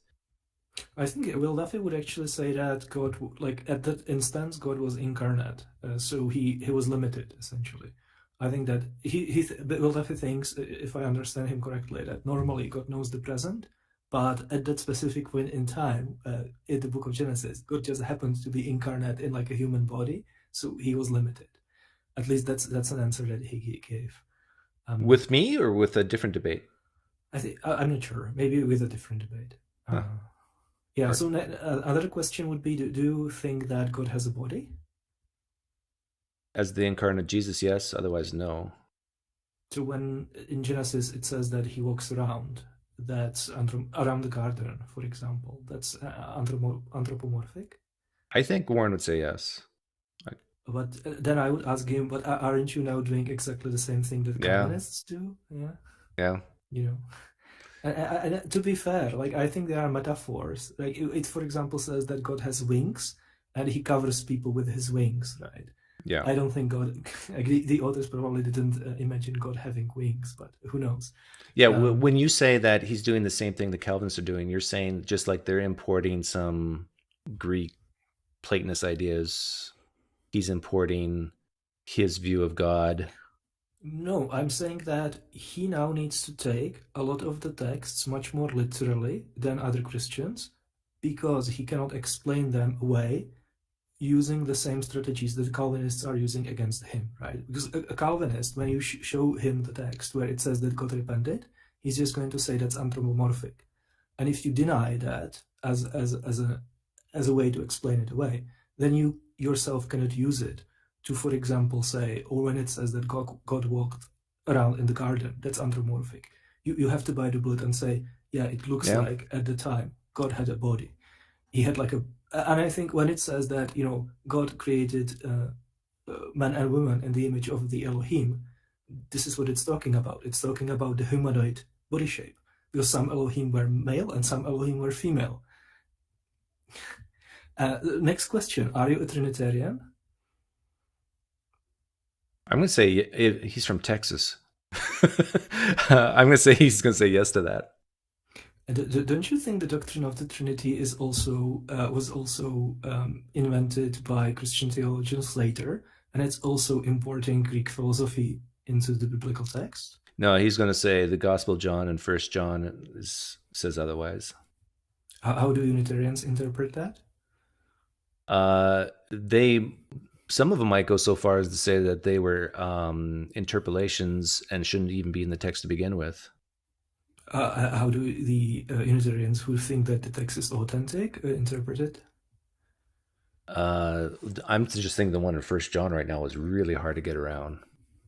I personally don't know how they would do it. I do. What do they say? Because I think some Unitarians are actually right in that their theology just happens to coincide with what probably the author was trying to say, right? I think in this kind of theology, Jesus is a divine being who pre-existed before creation, but he himself was created by Yahweh. He's the firstborn of the creation, and then through him everything else was created. He's the Word. He's the Word through which God spoke the universe into existence. So he existed first, but he himself was created. So they would interpret the verses that before Abraham I am, that he's still created just before Abraham. Yeah, just before Abraham, yeah. And when you see me, you see the Father, because like when you see me, Kamil, you see my Father as well, because me and my father, we are one, we are like tight. So when it says in the beginning was the Word and the Word was God, they would say that the beginning, God still existed before the beginning, but not Jesus. And the Word is divine. When it says the Word was God, it's not claiming that Jesus is like a hypostasis, one of the three hypostases of the same divine nature. It's just saying that Jesus was a divine being, just like angels are divine, right? Our Satan is the god of the age. Satan is actually called a god in the New Testament. Christians are polytheists. Right? Yes and no. There is only one, the God, hot chaos, right? Yeah. But angels, Satan, they are... Depends how you define polytheism, but if you define it as the belief that more than one God exists, then Christians actually, it's really interesting because among open theists, a lot of them actually started to realize that a lot of other components of Christian theology are also imported from Greek philosophy. So a lot of them actually discovered that the doctrine of the Trinity is not biblical, right? They realized that actually that's borrowed from Middle Platonism. Or, for example, physicalism is biblical. Like mind-body dualism is a very, very late idea. The idea that are immaterial substances, that's not in the Bible. In the ancient world, usually, the real stuff was physical stuff. So like in the Old Testament, spirits and souls were material. Someone in the live stream chat says that, I guess, who knows Warren says he is a Trinitarian. Yeah. I would also want to ask him about Daniel 11, because that's the best prophecy in the Bible. Do you know what it is? That's just after the 70 weeks prophecy. What is it? It basically starts with, I think, Alexander the Great, and it goes through point by point. It goes through the entire history of the kingdoms. It mentions specific people. It mentions battles, wars, marriages, assassinations. It's the best. I have a 2 hours video just going through how it perfectly matches history. But then when Antiochus IV Epiphanes dies, it just goes off the handle. See, but here's the problem with all this. Like, and I was talking to him about this very early on. What's the difference between knowing and being a really, really good predictor? So he could say something like, God predicted this, so it's still for a prophecy, but he could have been wrong. Yeah, he can say two things, right? He can say that God is just this good of a predictor, but then if he was able to predict this centuries in advance, then you can't say that he didn't predict the fall. Because then you're just ad hoc, right? You have to say that he was such a good predictor here, but he was a very bad predictor because he didn't predict it that people will fall and some of them will not be saved, right? Or he could say that God didn't. This is not a prophecy, that God inspired Daniel to write it, and then he arranged the events so that what he told him would actually come to pass. But the problem is that the prophecy is so detailed that God would have to be such a micromanager of history for apparently no reason. Like if you actually acknowledge that it was written in the 2nd century, and it's talking about events that already happened, then you can realize why the author decided to put the prophecy in.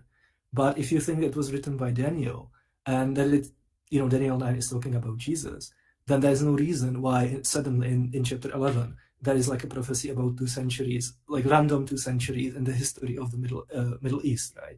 Yeah. Or he could actually say, and some open theists actually say that, he could actually say, yeah, I think that the book of Daniel was written in the 2nd century. Because some open theists actually. And I would also, they do that. I would also ask him about some of the super specific prophecies about Jesus, like Bethlehem or the flight from Egypt and stuff like that. So, something that, because he basically says that God didn't predict it, he just declared that this is what he will do, and then he again orchestrated the events to make it happen, right? Mm-hmm. But I think in some of the cases you would have to go above what the Gospels say. Because the Gospels, for example, they don't say that Joseph and Mary went to Bethlehem because God arranged it. They went there because of the census, right? So you would have to say that God arranged Caesar Augustus to announce a census, which didn't actually happen, right? So again, it becomes extremely implausible. Yeah. And this is the reason why I told him he'd be better off to give all this stuff up, because he doesn't have all these problems you're bringing up. I don't have to deal with, but he does. Yeah. Like I actually do think that most of the biblical authors were open theists, but at the same time, I think that Paul probably wasn't an open theist, and the author of the Book of Revelation, they were probably determinists. They probably thought that people are elected before they are born. And I don't have a problem with that, because I don't need the Bible to be consistent theologically. I don't have to come up with these harmonizations, right? Yeah. And it's not surprising. Like when you look, for example, outside the Bible, some Jewish texts, like apocryphal texts, seem to be open theistic. But for example, Jews in the Qumran community, they were determinists. They were actually like super hardcore. They thought that you are either a son of light or a son of darkness. And God elected who is going to be who before creation. And then people, when they are born, can't do anything about it. So if it was the case with the Essenes at the time, why is it? It's not implausible that Paul would have a similar view. Yeah. And maybe I could come up with some like additional questions for an open theist. But basically, I think like if you start with the idea that God doesn't know the future, and that to then be a consistent in your like interpretation of the Old Testament, you end up with Yahweh, who is very much like Zeus. Yeah. Because like that's us. the kind of God. Yeah, that's the kind of God that the Old Testament describes, if you take it at face value. Yeah. Just us on steroids. Yeah. Stronger, smarter. What's also really interesting is that he like thinks infinite past. He doesn't think that the infinite past is impossible, right? Because he thinks that God exists in time. And so I would just ask him, or like point out that if he was to debate the Kalam cosmological argument, it would be impossible to distinguish him from an atheist. He would actually raise the exact same objection. And it's amazing how, for open theists, all of the arguments behind the Kalam, like all of the arguments about how actual infinities are impossible, all of the paradoxes and Hilbert hotels, all of that immediately melts away. Do you remember when I talked to Will Duffy, I brought that exact point? And he said he hadn't heard of the Kalam cosmological argument. I'm going, oh my. Well, it's actually interesting because open theists discuss this in their like Facebook groups and stuff like that. And it's amazing for me to see that as soon as they switch the theological belief in their head, like as soon as they become the open theists, then suddenly all of the evidence for the eternal past being impossible just completely goes away. Like it will stop being persuasive, right? Which I think is evidence that all of these philosophical arguments are just constructed post hoc. Like nobody's actually convinced because of it. It's just these theologians and apologists are constructing the arguments to like reverse engineer the justification for the conclusion that they want Kamil, to have. there's a rich, deep philosophical tradition that goes back thousands of years, and you just are saying it's just post ad hoc. I think people have been doing it for thousands of years, and not just in Christianity. This is just like, I think Isaiah was doing that with other things. The prophets, the authors of these texts. They are doing exactly the kind of thing that William Lane Craig was talking about. They are just constructing the models of God, and they are constructing these philosophical speculations. It's just some of them also wrote that a word came to them from Yahweh. Yeah. Because it was appropriate for the genre that they were working with. I just made that comment because some Christians on Trent Horn's page saying, what's with the flying man, dude? You should go into the deep philosophical things. And But notice that even Warren said that the only or like the best explanation that he can come up with for why the New Testament exists, if Jesus wasn't raised, is a conspiracy. Like I think that he probably sincerely believes that, and I think that's him thinking that is one of the most important reasons why he's a Christian, because if he actually became sincerely convinced that like a better explanation is that there were just people who were wrong, then he would have to things would have to start changing, right? At least he would have to say that. This is where you and I might disagree, because I think as a strategy, I think it's easier to go straight to conspiracy than sincerely wrong. All right, that could be the case. It I, could I, be, I'm because open to it. if you go to sincerely wrong, then you now have to start talking about authorship, right? Because Christians are going to say, but John wrote John, Matthew wrote Matthew. And so how can they be sincerely wrong? Like, you've heard Tim McGrew talk like this, and Lydia. How can you be sincerely wrong with walking with a guy next to you for 40 days? You can't be sincerely wrong about that. You avoid all that by saying, it was a conspiracy. They got together and they purposely wrote this story that they knew wasn't true, but they thought it was for the greater good, because they really did believe in the kingdom of God was at hand. And just like Jesus lied to not going to the feast for the greater good, these are what the authors did. So you avoid all that crap by just going straight. And the thing is, everybody admits that we have a ton of conspiracy theories. Some of them are true. Yeah, I mean, if you want to go down that road, then you have to go with a white lie, right? That they basically died for a noble cause. And actually, when I was listening to the debate with Trent, I just realized, like, imagine that we actually had really good evidence that, for example, Peter, when he was threatened with execution, confessed that they made it up, and they didn't kill him because he confessed that they made it up. Like, if that was the case, would it falsify the resurrection? I don't think so, right? Because I think people can just lie to save their lives. Mm-hmm. They say anything if they're tortured, yeah. Yeah, there were actually Christians that were faced with persecution who denied, they sacrificed to the pagan gods, essentially, right? They denied Jesus by doing it. And then, later, they just asked for forgiveness and they were led back into the church. That was actually a big deal. It causes one of the schisms in early Christianity, the question whether the people who actually did reject Jesus when they were threatened with execution, hang on, whether they should be allowed to come back. Nathan's going to come on. I'm just going to make the room bigger. You'll come back. Yeah. But so my point is. Hang on.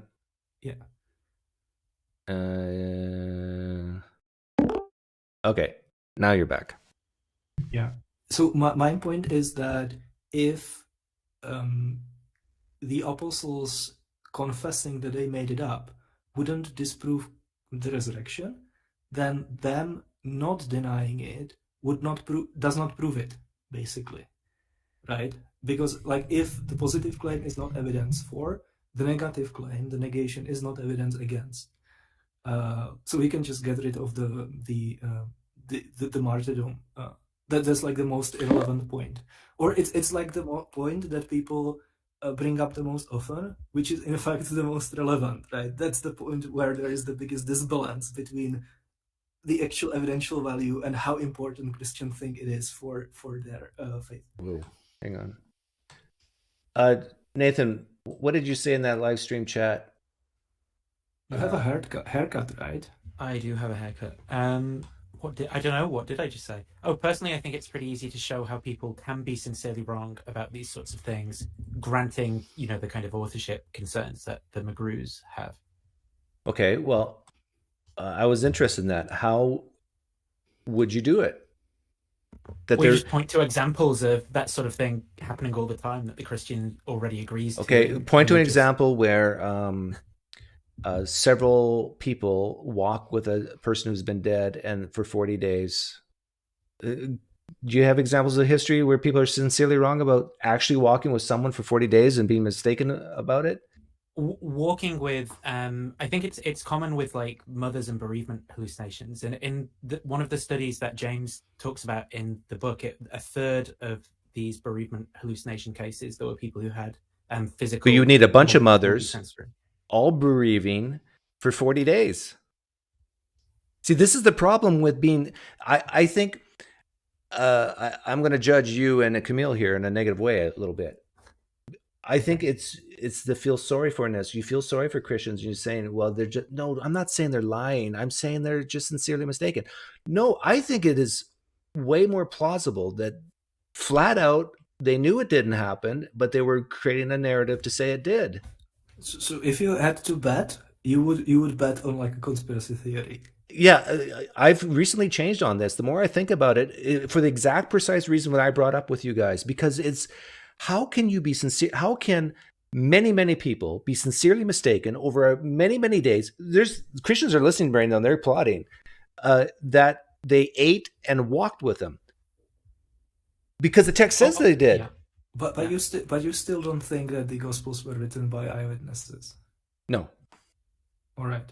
Okay, so even if we take that into account, you still think you would bet on a conspiracy theory that, like, Peter, for example. Yeah, and what I mean by conspiracy theory is, like, I know that sounds to a lot of people, that's just nutso, but what I mean by that is that some of them, if knew that it wasn't true, or likely not to be true, just like you and I, can't have Cartesian certainty about things, but they truly did believe in something, and that was that God is real, he's coming back soon, and we need to tell people about this, and if it means that we have to make God physical, then we'll do it. And they did it. Yeah, I mean, the reason why I would be hesitant to think like this is because think of all the evangelical priests and prophets who are making all kinds of insane claims about Trump now. Like, do you think they are lying, or do you think they actually buy their own bullshit they're selling? I think in that case, I think they, most of them truly believe it, yeah. But we're talking about someone who's claimed to be dead and eating and walking for 40 days. Like this, that's really not a fair analogy. No, yeah, I know, right? But you don't think that those narratives describe what people actually experienced. You are just granting it for the sake of argument. Yeah, what I'm saying is the author took his pen out, used the Old Testament as a template, and started making stuff up. Oh, I agree with that as well. Yeah. But I think those authors had very, very little to do with the people who were actually around when Jesus was crucified. Yeah, okay, but now here's the thing. If they were not around, do you think they sincerely believed that Jesus walked and talked for 40 days? I think they the author of the Gospel of John, for example, I think he sincerely believed that Jesus was raised. I think that he sincerely believed that there were people that Jesus appeared to after his death. Bodily? Yeah, bodily, in a body that you can touch. And I think, but then he just created a plausible narrative of how that would look like that also fulfilled some of the literary, some of his literary purposes, telling the story of the doubting Thomas and stuff like that. Like I am the Lamb of God, before Abraham I am. You think the author just didn't make that up for theological purposes? I think that is invented by the author, basically. And again, I think that he had a theological conception about who Jesus was, and he invented the sayings of Jesus because he thought it's plausible that Jesus would say those kinds of things, given that he believed this theological conception is true. Okay. It's not that the author's making it up in the sense that he's thinking what would be a plausible lie, though. It's that given the kind of background beliefs that he has about reality, he thinks a legitimate way of doing historical inquiry at that point is to go to the Old Testament, read these things and go, wow, now I see truly what, the real theology about Jesus is and how it fits with Yahweh and stuff. So he's making it up in a sense. But, he's making it up to solve a problem, right? There's a problem. Yeah, but he's genuinely convinced it's true, right? Sincerely convinced of what he's doing as well. He's not this is very important this is very important and also difficult to imagine, right? They were both making it up and they believed it simultaneously because they thought this is how it would plausibly go down. So they just wrote it down, and we have a lot of examples that this is how history was written. You can sincerely making things up. No, you can, for example, look at Josephus wrote a history of the Jewish nation, and for the first part of the history, the only source is the Hebrew Bible. So he's essentially regurgitating, he's narrating the events of the Hebrew Bible. But if you actually compare the texts, what he's saying is not found anywhere in the Hebrew Bible. Right? He's adding stuff, making stuff up about Moses, about Samuel, about all of these figures. And he didn't have any additional source, right? There wasn't any other book other than the Hebrew Bible that would be like that, right? Okay. You've lowered my confidence. You lowered my confidence this on. This is perfectly fine, right? Like, this is just how they did it. Greek historians Okay, did it that I way. hear what you're saying. You've lowered my Gnostics confidence did it that way. that they purposely made it up, knowing that it's not true. You lowered my confidence. But in my defense, for a certain sect of Christianity, like the McGrews and the conservative Catholics and so forth, they do believe in the traditional authorship. Mhm. So, Yes. so now, if I get what you're saying. If you grant that authorship, it makes it makes it more difficult, I think, to make this case. But I still think it's possible. I still think that there's people who are in a position to be eyewitnesses of events and become convinced of like false physical appearances and things after the fact. You know, like but if John wrote John, if Matthew wrote Matthew, and they say, you gotta mute yourself, Kamil, and they say that Jesus appeared to women and people in Galilee and so forth, how can you get around them? That either happened, they either were there and saw these things with a bunch of other people over a long period of time, or it didn't. I think one way would be to look at like parapsychology, right, and the kind of studies that, or the kind of stuff that parapsychologists will do today.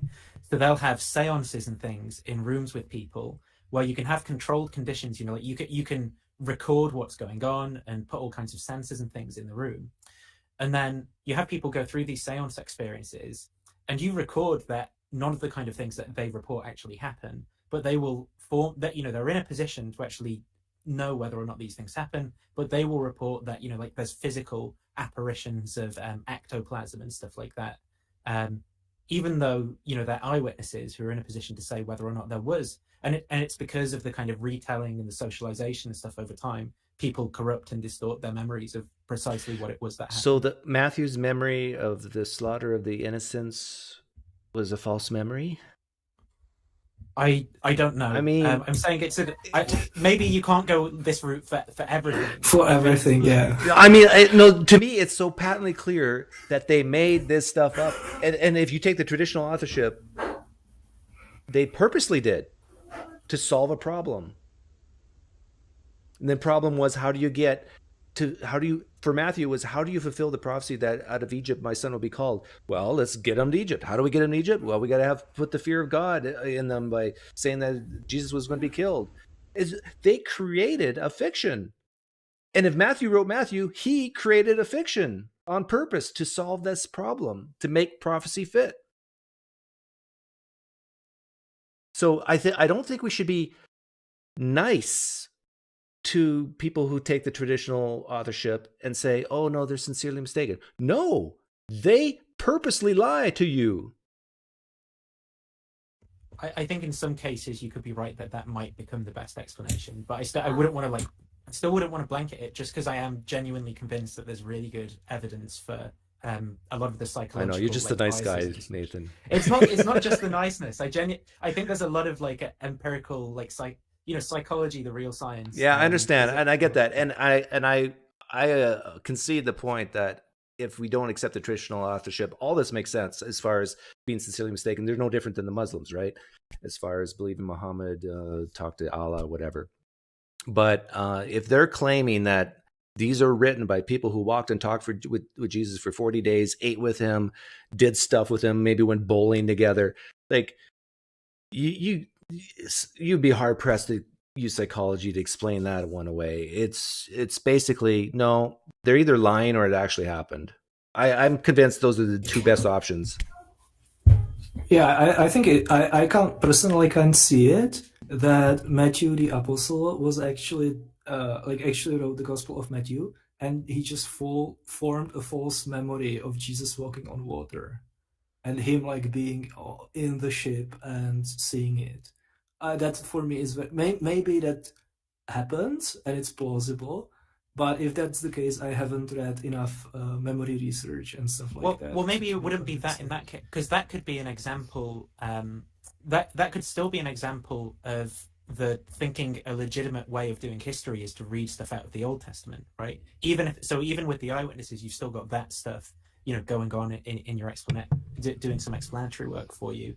There's just going to be certain cases of things where it's not, being ripped out, or it's not stuff that's being pulled out of the Old Testament, and it seems to be new information where you've got to offer some kind of explanation as to how you get this thing. And I agree. Like what? I'm thinking, for example, like Jesus appearing and putting like, you are my Lord and my God, like putting, hands in the holes in his hands and things like that. It's going to be more difficult to pull those things out of the Old Testament, I think. Yeah, but with these things specifically, it's super easy to like explain basically why they are in the text, right? I think a lot of the appearances are just steel-manning the story, basically. Like suddenly male disciples go check the tomb if the body is still there, and they find like physical evidence that Jesus was actually placed there. Then you have all of the things about, oh, it's not a ghost because flesh and blood, right? I have a question for Kamil. Yeah. Like in the United States of America, people lie quite often, but telling the truth is still valued greatly in this country. And I think in other cultures, not so much. Other things are valued more than being truthful. Here's my question. First century Palestine, is lying a big deal or not? Yeah, I think it's like people just thought about it differently. I think the categories of deception, lies, they didn't have them the way that we have them, right? I think this fixation on what's true and what's false in our culture is in a lot of ways product of the Enlightenment.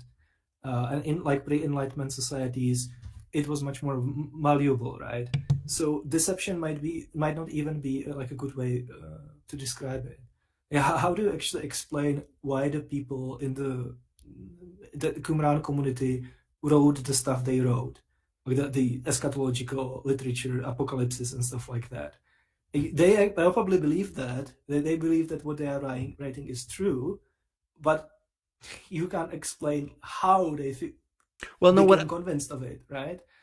Like my first cousin, who's lived in I think 10 different countries in his life, and I won't mention specific countries' names, but he's told me from his experience, lying is actually saying something you know to be false is actually esteemed if it helps something that they value more, like loyalty, like honor. And if you can preserve your honor by lying, you lie. You have to lie. And if you are someone from a foreign nation who might be causing you troubles or whatever, you lie to destroy them because they're not in your tribe. And I get the picture that first century Palestine was like that. And if we can convince a Christian that that's true, it makes great sense that the authors would lie, like purposely, knowing it's not true, because for a greater good, like the Nazis at the door and you're hiding Jews type of idea. I got to go to the restroom. You guys discuss or preach the gospel, whatever you want to do.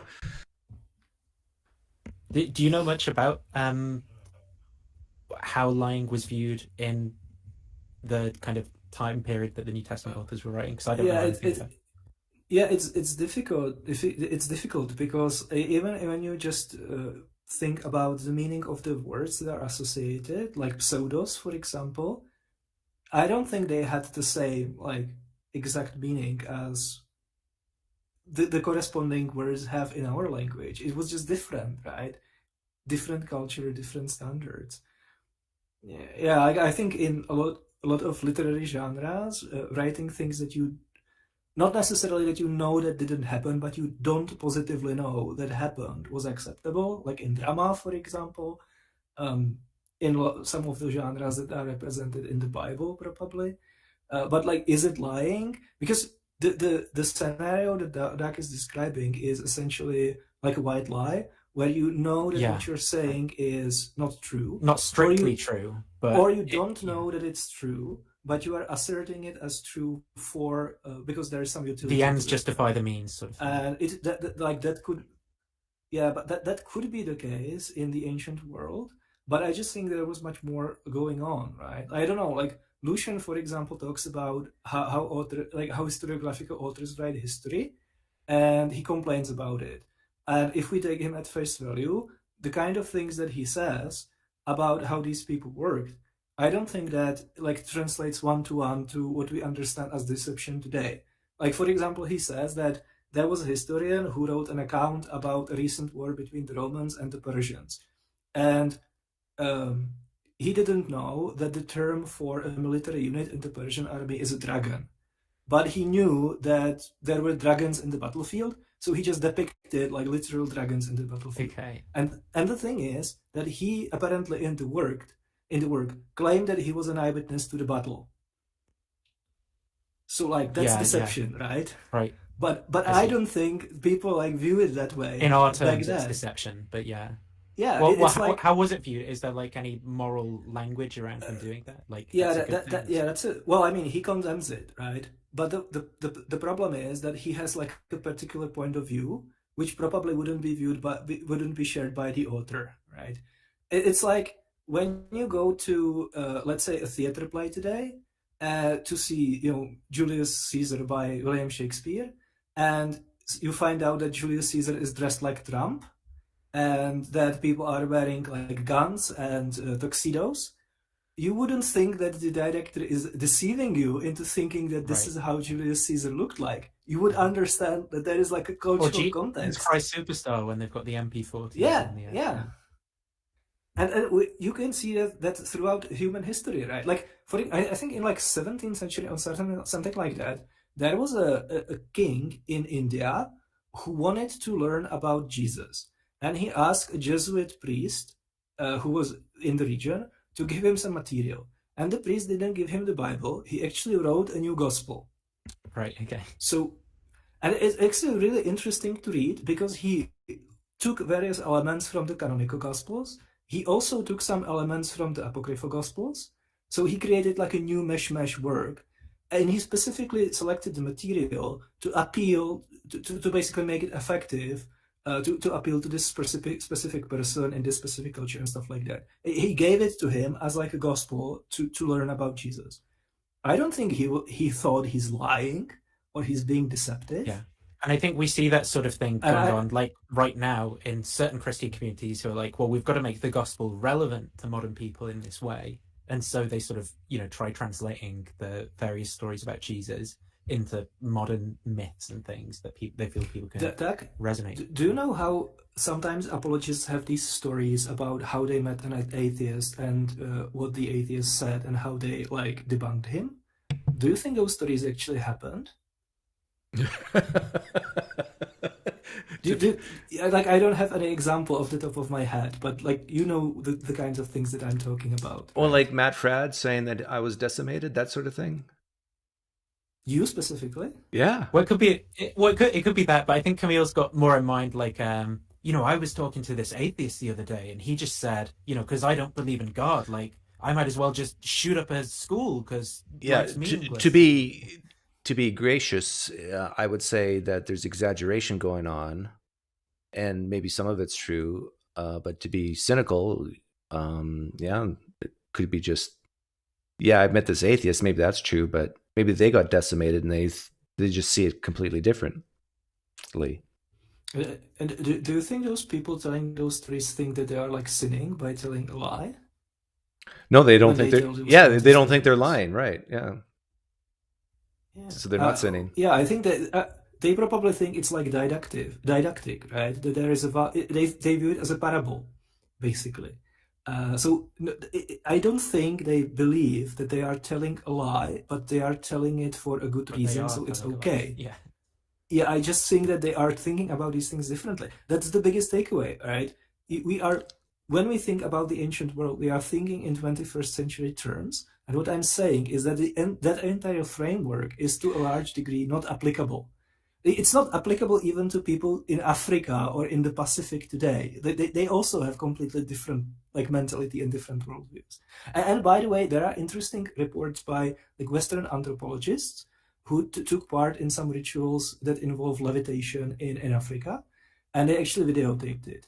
And they were sincerely convinced that they were levitating, even though the tapes actually didn't show anything.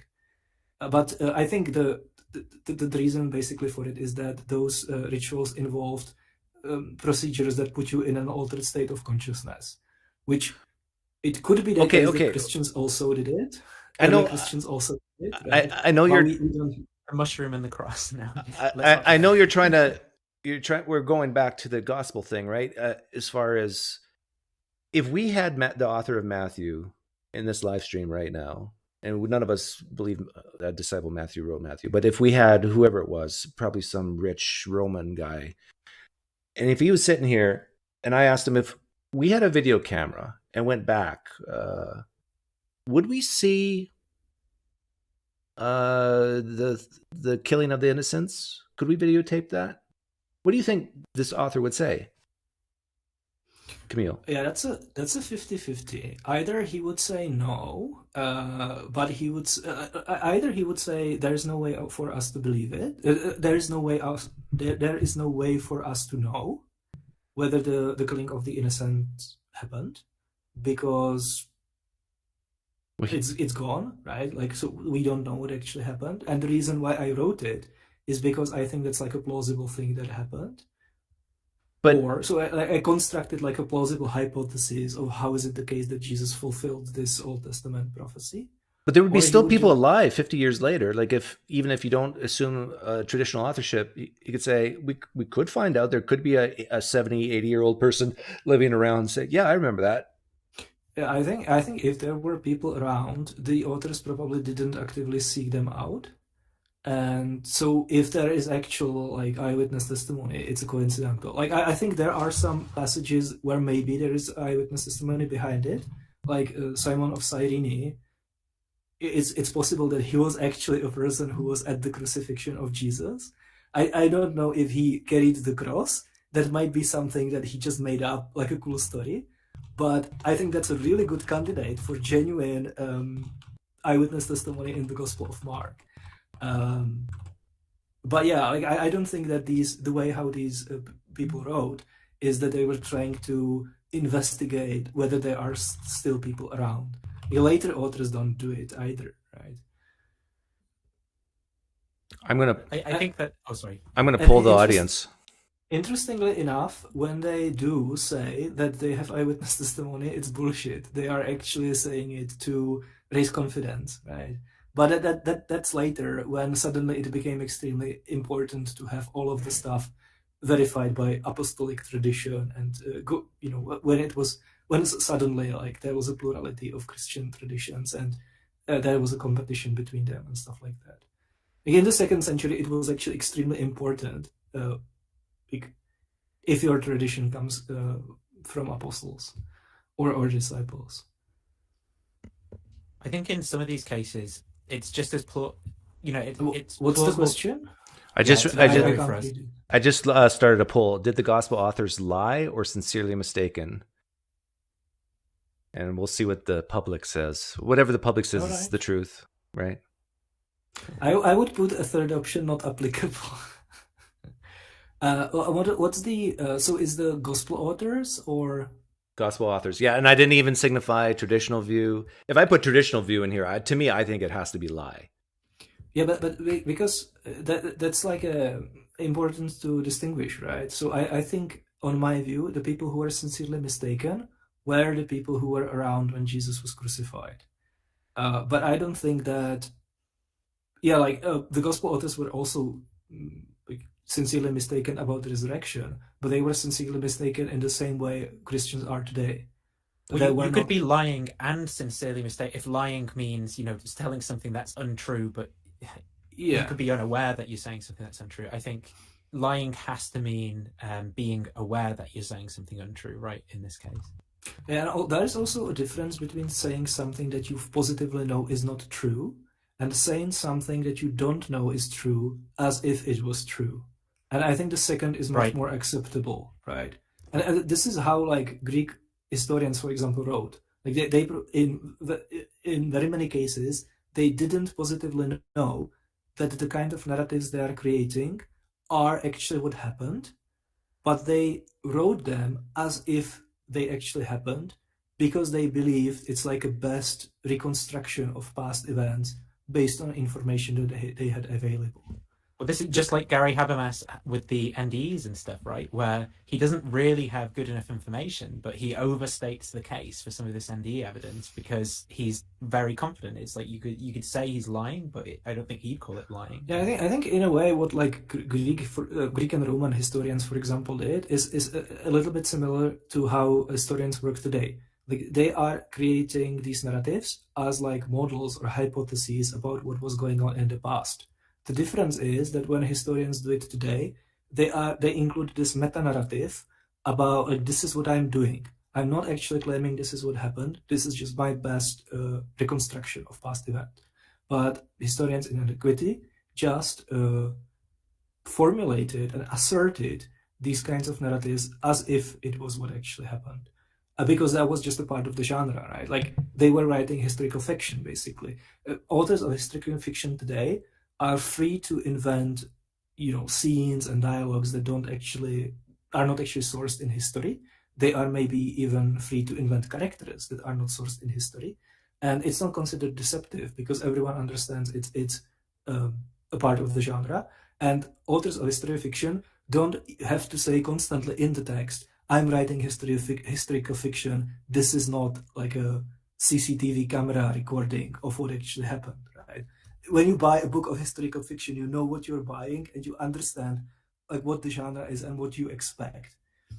Some people mistake historical fiction for a history, so they will, for example, cite it as like evidence of historical events, but that's unusual. That's like atypical. I just found a sneaky way to find out how many Christians are here. We can't see it. For Christians only. Hang on. For Christians only, traditional authorship true? Yes or no? Yeah, but do you know that we actually have better historical evidence for the authorship of Luke being invented later than we have for it being authentic? This is something that I realized. I'm not sure what. Recently. Yeah. Because who's the first guy who says that Luke wrote Luke? That's Irenaeus, writing around 150, which means that if you think that Luke was written in 60s, that's like 4 generations later. But in 140s, 40 years earlier, we know that Marcion claimed that the title was actually added later. So like an entire generation earlier, the claim was made that it's actually a later addition. And we don't have any like sources saying that it's authentic at the same time or earlier than that. That's really interesting. It just didn't occur to me. David Litva actually brought it up recently. Come on, if you're a Christian, don't be shy. So what I mean by traditional authorship, do you believe the disciples Matthew and John wrote Matthew and John, and Luke wrote Luke, John Mark wrote Mark? That Mark was an associate of Peter, Luke was an associate of Paul. Do you believe that's true? You have to specify like which Matthew and which John, right? Because some scholars will actually say that the Gospel of Matthew was written by Matthew, but not Matthew the Apostle. Oh yeah, I'm saying yeah. Matthew the disciple. I don't like the term apostle. I just go disciple. All right, fair enough. And John, son of Zebedee, or John the disciple, John the elder, or John the disciple, Matthew disciple, Luke the associate of Paul, and Mark the associate of Peter. That's what the Roman Catholics say. Luke, Paul's doctor. Because Eusebius says that, Papias says that, John says that, Mark says that, Peter says that, Jesus said. You got to memorize that if you're an atheist. That's great. It just flows off the lips. It's the atheist creed. Well, I'm actually impressed. We got 10 votes, and assuming in Christians only, I'm assuming atheists or good moral people won't vote here. For every 10 votes, I'm assuming there's 10 people who are going to remain silent, let me know they're here. So we got at least 20 Christians listening right now. At least. It's probably way more. And you have how many viewers now? 15? 322, Kamil. Ooh. Come on. Hey, you went live today, right? Yeah. How'd that go?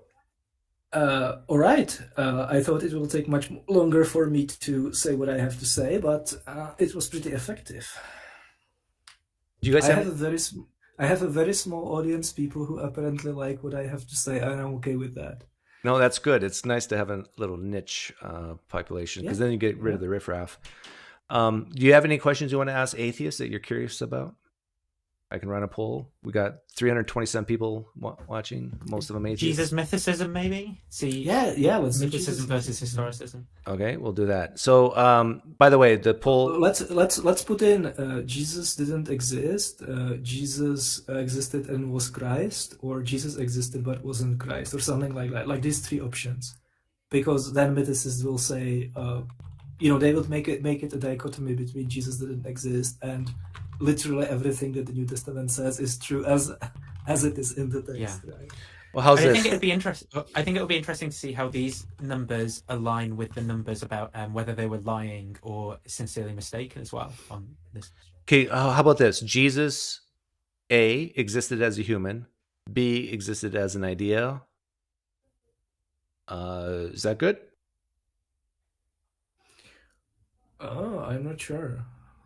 Because a lot of people say Jesus did exist, but in the minds of his followers, right? So I want to clear that up. Okay, well, those people are assholes. If they say that. It's like progressive Christians saying that the Bible is inspired, when they in fact mean it's inspiring. Well, how should I ask it? Jesus didn't exist in history. B, Jesus was just a guy. 3, Jesus was... No, but that's the same thing. Jesus existed in history and Jesus was just a guy. It's the same thing. Oh, Jesus well, people know what mythicism and like historicism mean, right? Like Jesus didn't exist in history. Jesus was just a guy, and then like Jesus was Christ or something like that. Jesus still exists today. That's like Jesus never existed. Yeah. Jesus I think existed. The idea was Jesus confusing because even if Jesus exists historically, like then he would also exist as an idea, and it's like they have the idea of him and the real Jesus. Yeah. Okay. Jesus exists as a platonic form. Right. Oops. No, I'm going to remove this.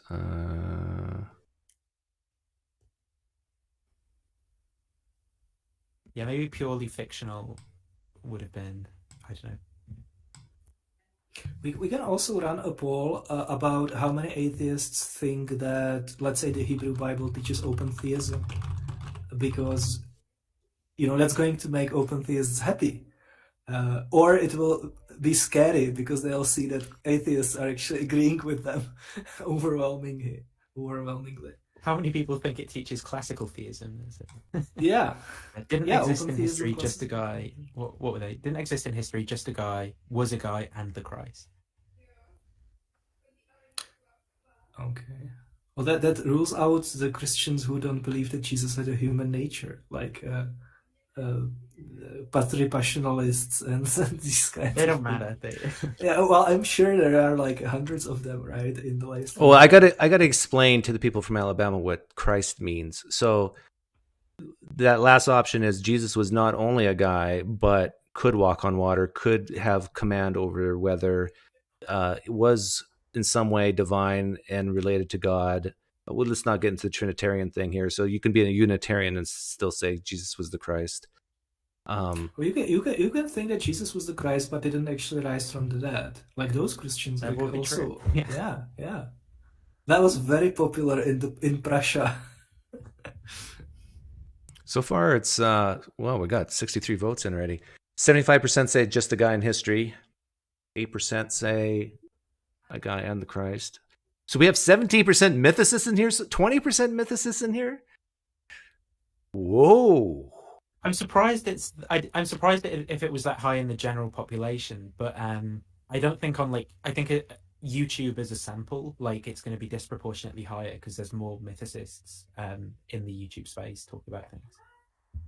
See, I kind of feel for the mythicists, because if I was to ask, what's your evidence that Jesus, as like anything close to the guy described in the Gospels, actually existed in history? I can't really give a good reason other than what Kamil says. You know, if you look at that graph of people talked about, they tend to be historical. Just a guy. Like, what's the problem with that? Just the best explanation. No, but you Yeah. you can remove the Christ part and still say more than just a guy. Like, was he a guy who had a following that led to what we know as Christianity today? Whether it was, you know, the resurrection was made up or not is another issue. Did he have 12 disciples? Was he born of Mary and Joseph? Like there's no good reason to think any of that's true, right? No, I can give you. You know how we went through the Gospel of Mark and we took out all of the things that are like you can source. Do you remember which elements were left? Yeah, it was basically he had a following. He walked around Jerusalem, Galilee area. What else was left? That was about it. And he said some things. No, he was an exorcist, whatever historians mean by that. No, actually, that you can also tie to the Old Testament, right? But it was he had disciples. He was crucified, and I think that's about it. That's about what you can say about him. And like people think that it's not a lot, but it's actually pretty damn a lot when you're talking about someone from first century Palestine, right? Like, I wish 2,000 years from now, people would know this much about my life. That would be amazing, given that like as much evidence survives from today as it does from the first century. You know, that's actually a lot, relatively speaking. You know, but I think that a lot of people that identify as mythicists would say that it's possible there were like people behind the story, but it's everything is so uncertain that it doesn't make sense to talk about it, or it's not important. They are not like atheists; they are more like ichtheists, or what's the other one? I'm not sure what you got. Agnostic. Apatheists, like people who don't. Apathetic. Right? Apathetic theists about the existence of Jesus, right? So that those would probably also be represented. Okay, the results are not going to change much. So basically 2/3 say he was just a guy in history, and 25% say he didn't exist in history. That's much higher than I would have expected from my crowd. Maybe Myth Vision's crowd, but not my crowd. I'm going to run a new poll here. Do a poll about, just for atheists, the Bible teaches that God knows the future exhaustively, or like rephrase it so that people can understand it. Like that. That's not an interesting poll question, is it? I think it is, because if a lot of atheists say no, then I think it's going to make open theists happy, because they will see even atheists, people who have the scales over their eyes, can see that we are actually right. Yahweh in the Old Testament knows everything that will happen in the future. How about just say foreknowledge? If you do it for the Old Testament, then I think more people will probably say yes, or no. Sorry, that he doesn't know everything that will happen. We've got 5 minutes. You have a timer on? Yeah. Just for atheists, the Bible teaches foreknowledge. Yes or no? Well, how would I answer this? I'm not going to tell, because I don't want to bias the. I think it's more difficult with the Bible as a whole than just the Old Testament. Yeah, depends, right? By a majority of the authors, yeah, that's probably a no-brainer, right? But I don't know. Like some of the Old Testament authors were probably already red-pilled on like some of those ideas that. Like God is just so amazing that he even knows what's going to happen. So the question is, does the Bible teach foreknowledge, that God knows with a capital K, with certainty, of what's going to happen in the future? That's what the question's asking. Do you believe, as an atheist, do you believe the Bible teaches that? I know you don't believe it's true, but do you believe the Bible teaches that? And we're running this poll to make the open theists happy. No pressure. Would you say that? Yeah. Would you want people to answer yes if they think it answers, if it teaches foreknowledge anywhere, even if the vast majority of it doesn't teach foreknowledge? Oh, yeah, I guess I should put the word exhaustively in there, right? No, exhaustively just means exhaustively doesn't Only. refer Yeah, to only teaching. Only, okay. Yeah, exhaustively refers to the extent of the knowledge, not to whether all the books of the Bible teach it, right? We're almost to 100 votes, and it's split right down the middle. I think that's good enough because you know what open theists say. Like open theists very often say that the reason why we are atheists is because we are Augustinians, right? And that like the He reason kept why saying that. That was really triggering me. That he kept saying well, Augustinians. yeah, it's like Jordan B. Peterson saying Newtonian. You're such a Newtonian, you know. Like you have to have these kind of labels so that you can dismiss people conveniently. But yeah, like a lot of open theists will say that the reason why we don't find Christianity plausible is because we have all of this classical theist baggage. And they are right. I think if there is a God, then he's probably much more similar to Zeus. I find it personally much more plausible, just because I have experience with people. So if you're trying to sell me on a God that acts as a human, you're probably not going to run into like weird inconsistencies and contradictions that come up when you try to create this like extremely abstract metaphysical transcendent thing that doesn't even like exist in time and doesn't have emotions and stuff like that. We got time for one more poll. What should we ask? Do you desire to live forever? Is that a good one? Nah. Were you hurt in the church?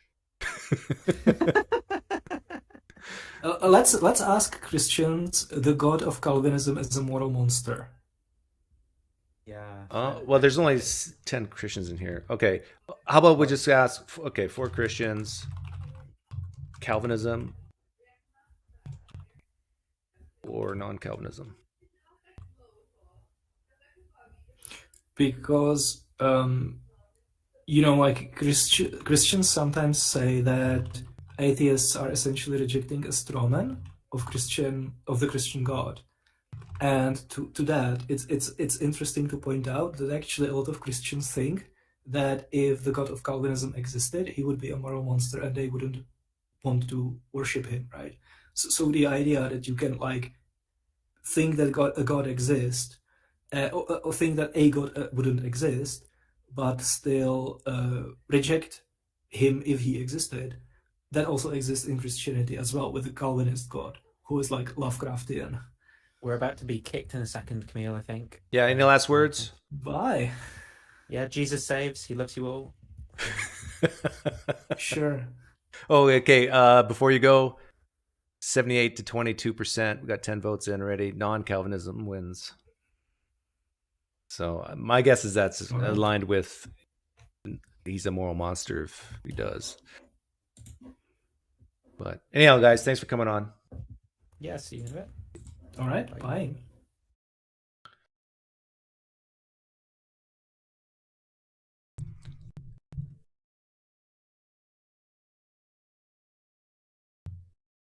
Hey, for Christians only, we got 14 votes, 16 votes, which means that's what, 5%? Which means there's at least 10% Christians here because some of you are quiet. Oh, 20 votes, Christians. Atheists, don't you dare vote. Satan knows where you live. If you're an atheist and you voted here for Christians only, I'm going to get Satan to go Job on you. Christians only. I love this because now I'm sniffing you Christians out. Who's here? It's okay. I love you guys. Don't have to be fearful. 22 Christians here. Yes. Every single one of you cherished in the eyes of PineCreek. I love you more than Braxton Hunter loves atheists. Far more. Because I'm here to tell you the truth. I'm here to set the captives free. Unlike the gospel authors, I do not lie. Are you smiling, Christians? Come on. I'm joking around. Smile a little bit. It's okay. 25 Christians here. This is amazing. This is more interesting to me than the actual Calvinism versus non-Calvinism. But this is, Christians they have such strong opinions about this that they're willing to vote and come out of the shadows. What's happening here? Calvinism is making a comeback. 58-42.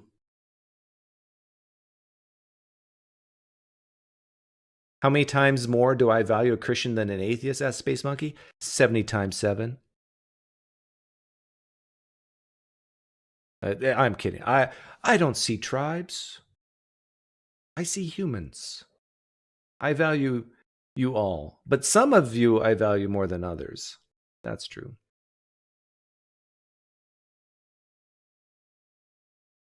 I'm actually shocked that we got a lot of Calvinists listening to my channel. Well, I am a Calvinist atheist, so that makes sense. Calvinists are the real Christians, says Mozzarella. Because they understand grace. Is this going to be a dead heat?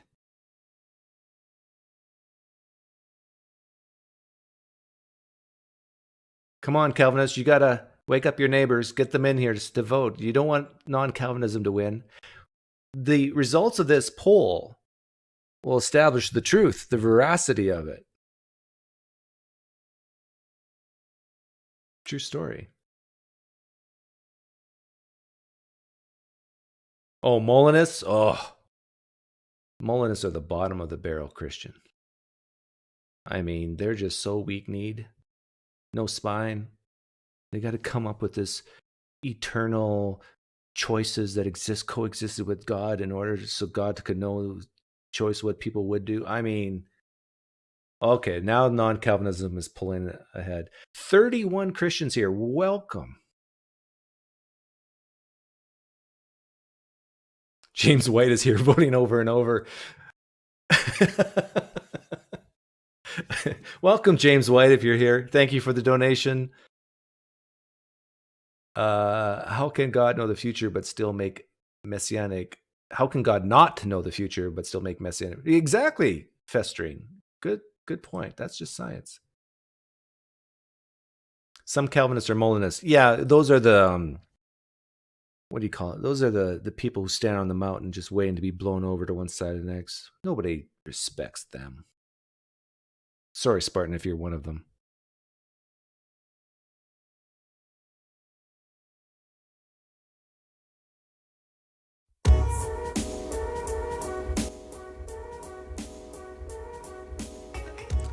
I accidentally voted blue, and you're an atheist, Blue, and you accidentally voted?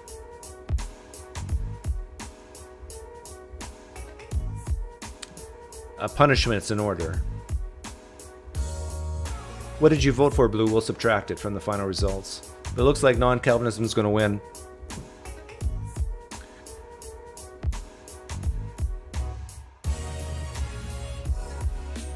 Calvinism is the true Christianity. Jesus is a Calvinist. Although Jesus never mentioned the word grace like Paul did so many times. But he was grace, right? Grace incarnate.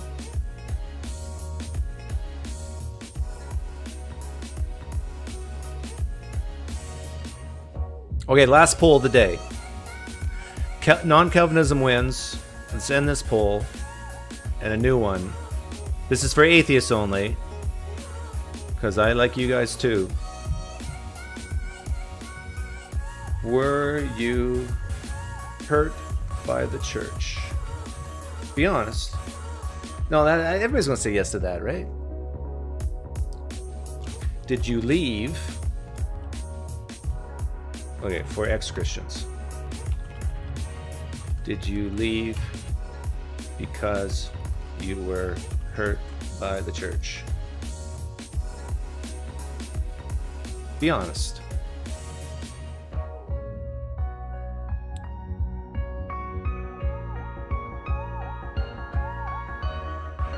I want you to bare your soul. Bare your soul, be honest. Did you leave Christianity because someone in the church hurt you? A pastor, a preacher, a deacon, a fellow member? Did someone say that you look slutty and that's why you left Christianity? Did a deacon say you were a horrible father and that's why you left Christianity?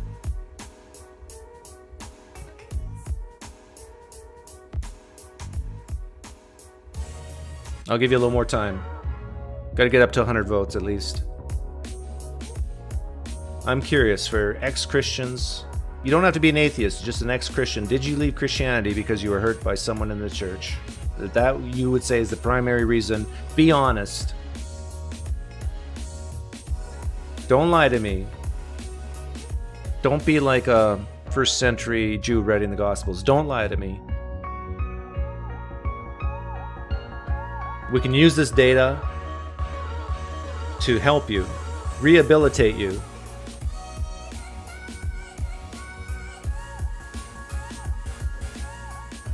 Tithing hurts. Tithing counts. If you were hurt by the church because they asked you to give money that you may not have had, that counts. Did you leave Christianity for that reason? Well, we didn't quite reach 100 votes, but the verdict is in for all you Christians out there who just keep saying you were hurt in the church and that's why you left. 88% of my viewers say no. That's not the reason. So take that. Poof.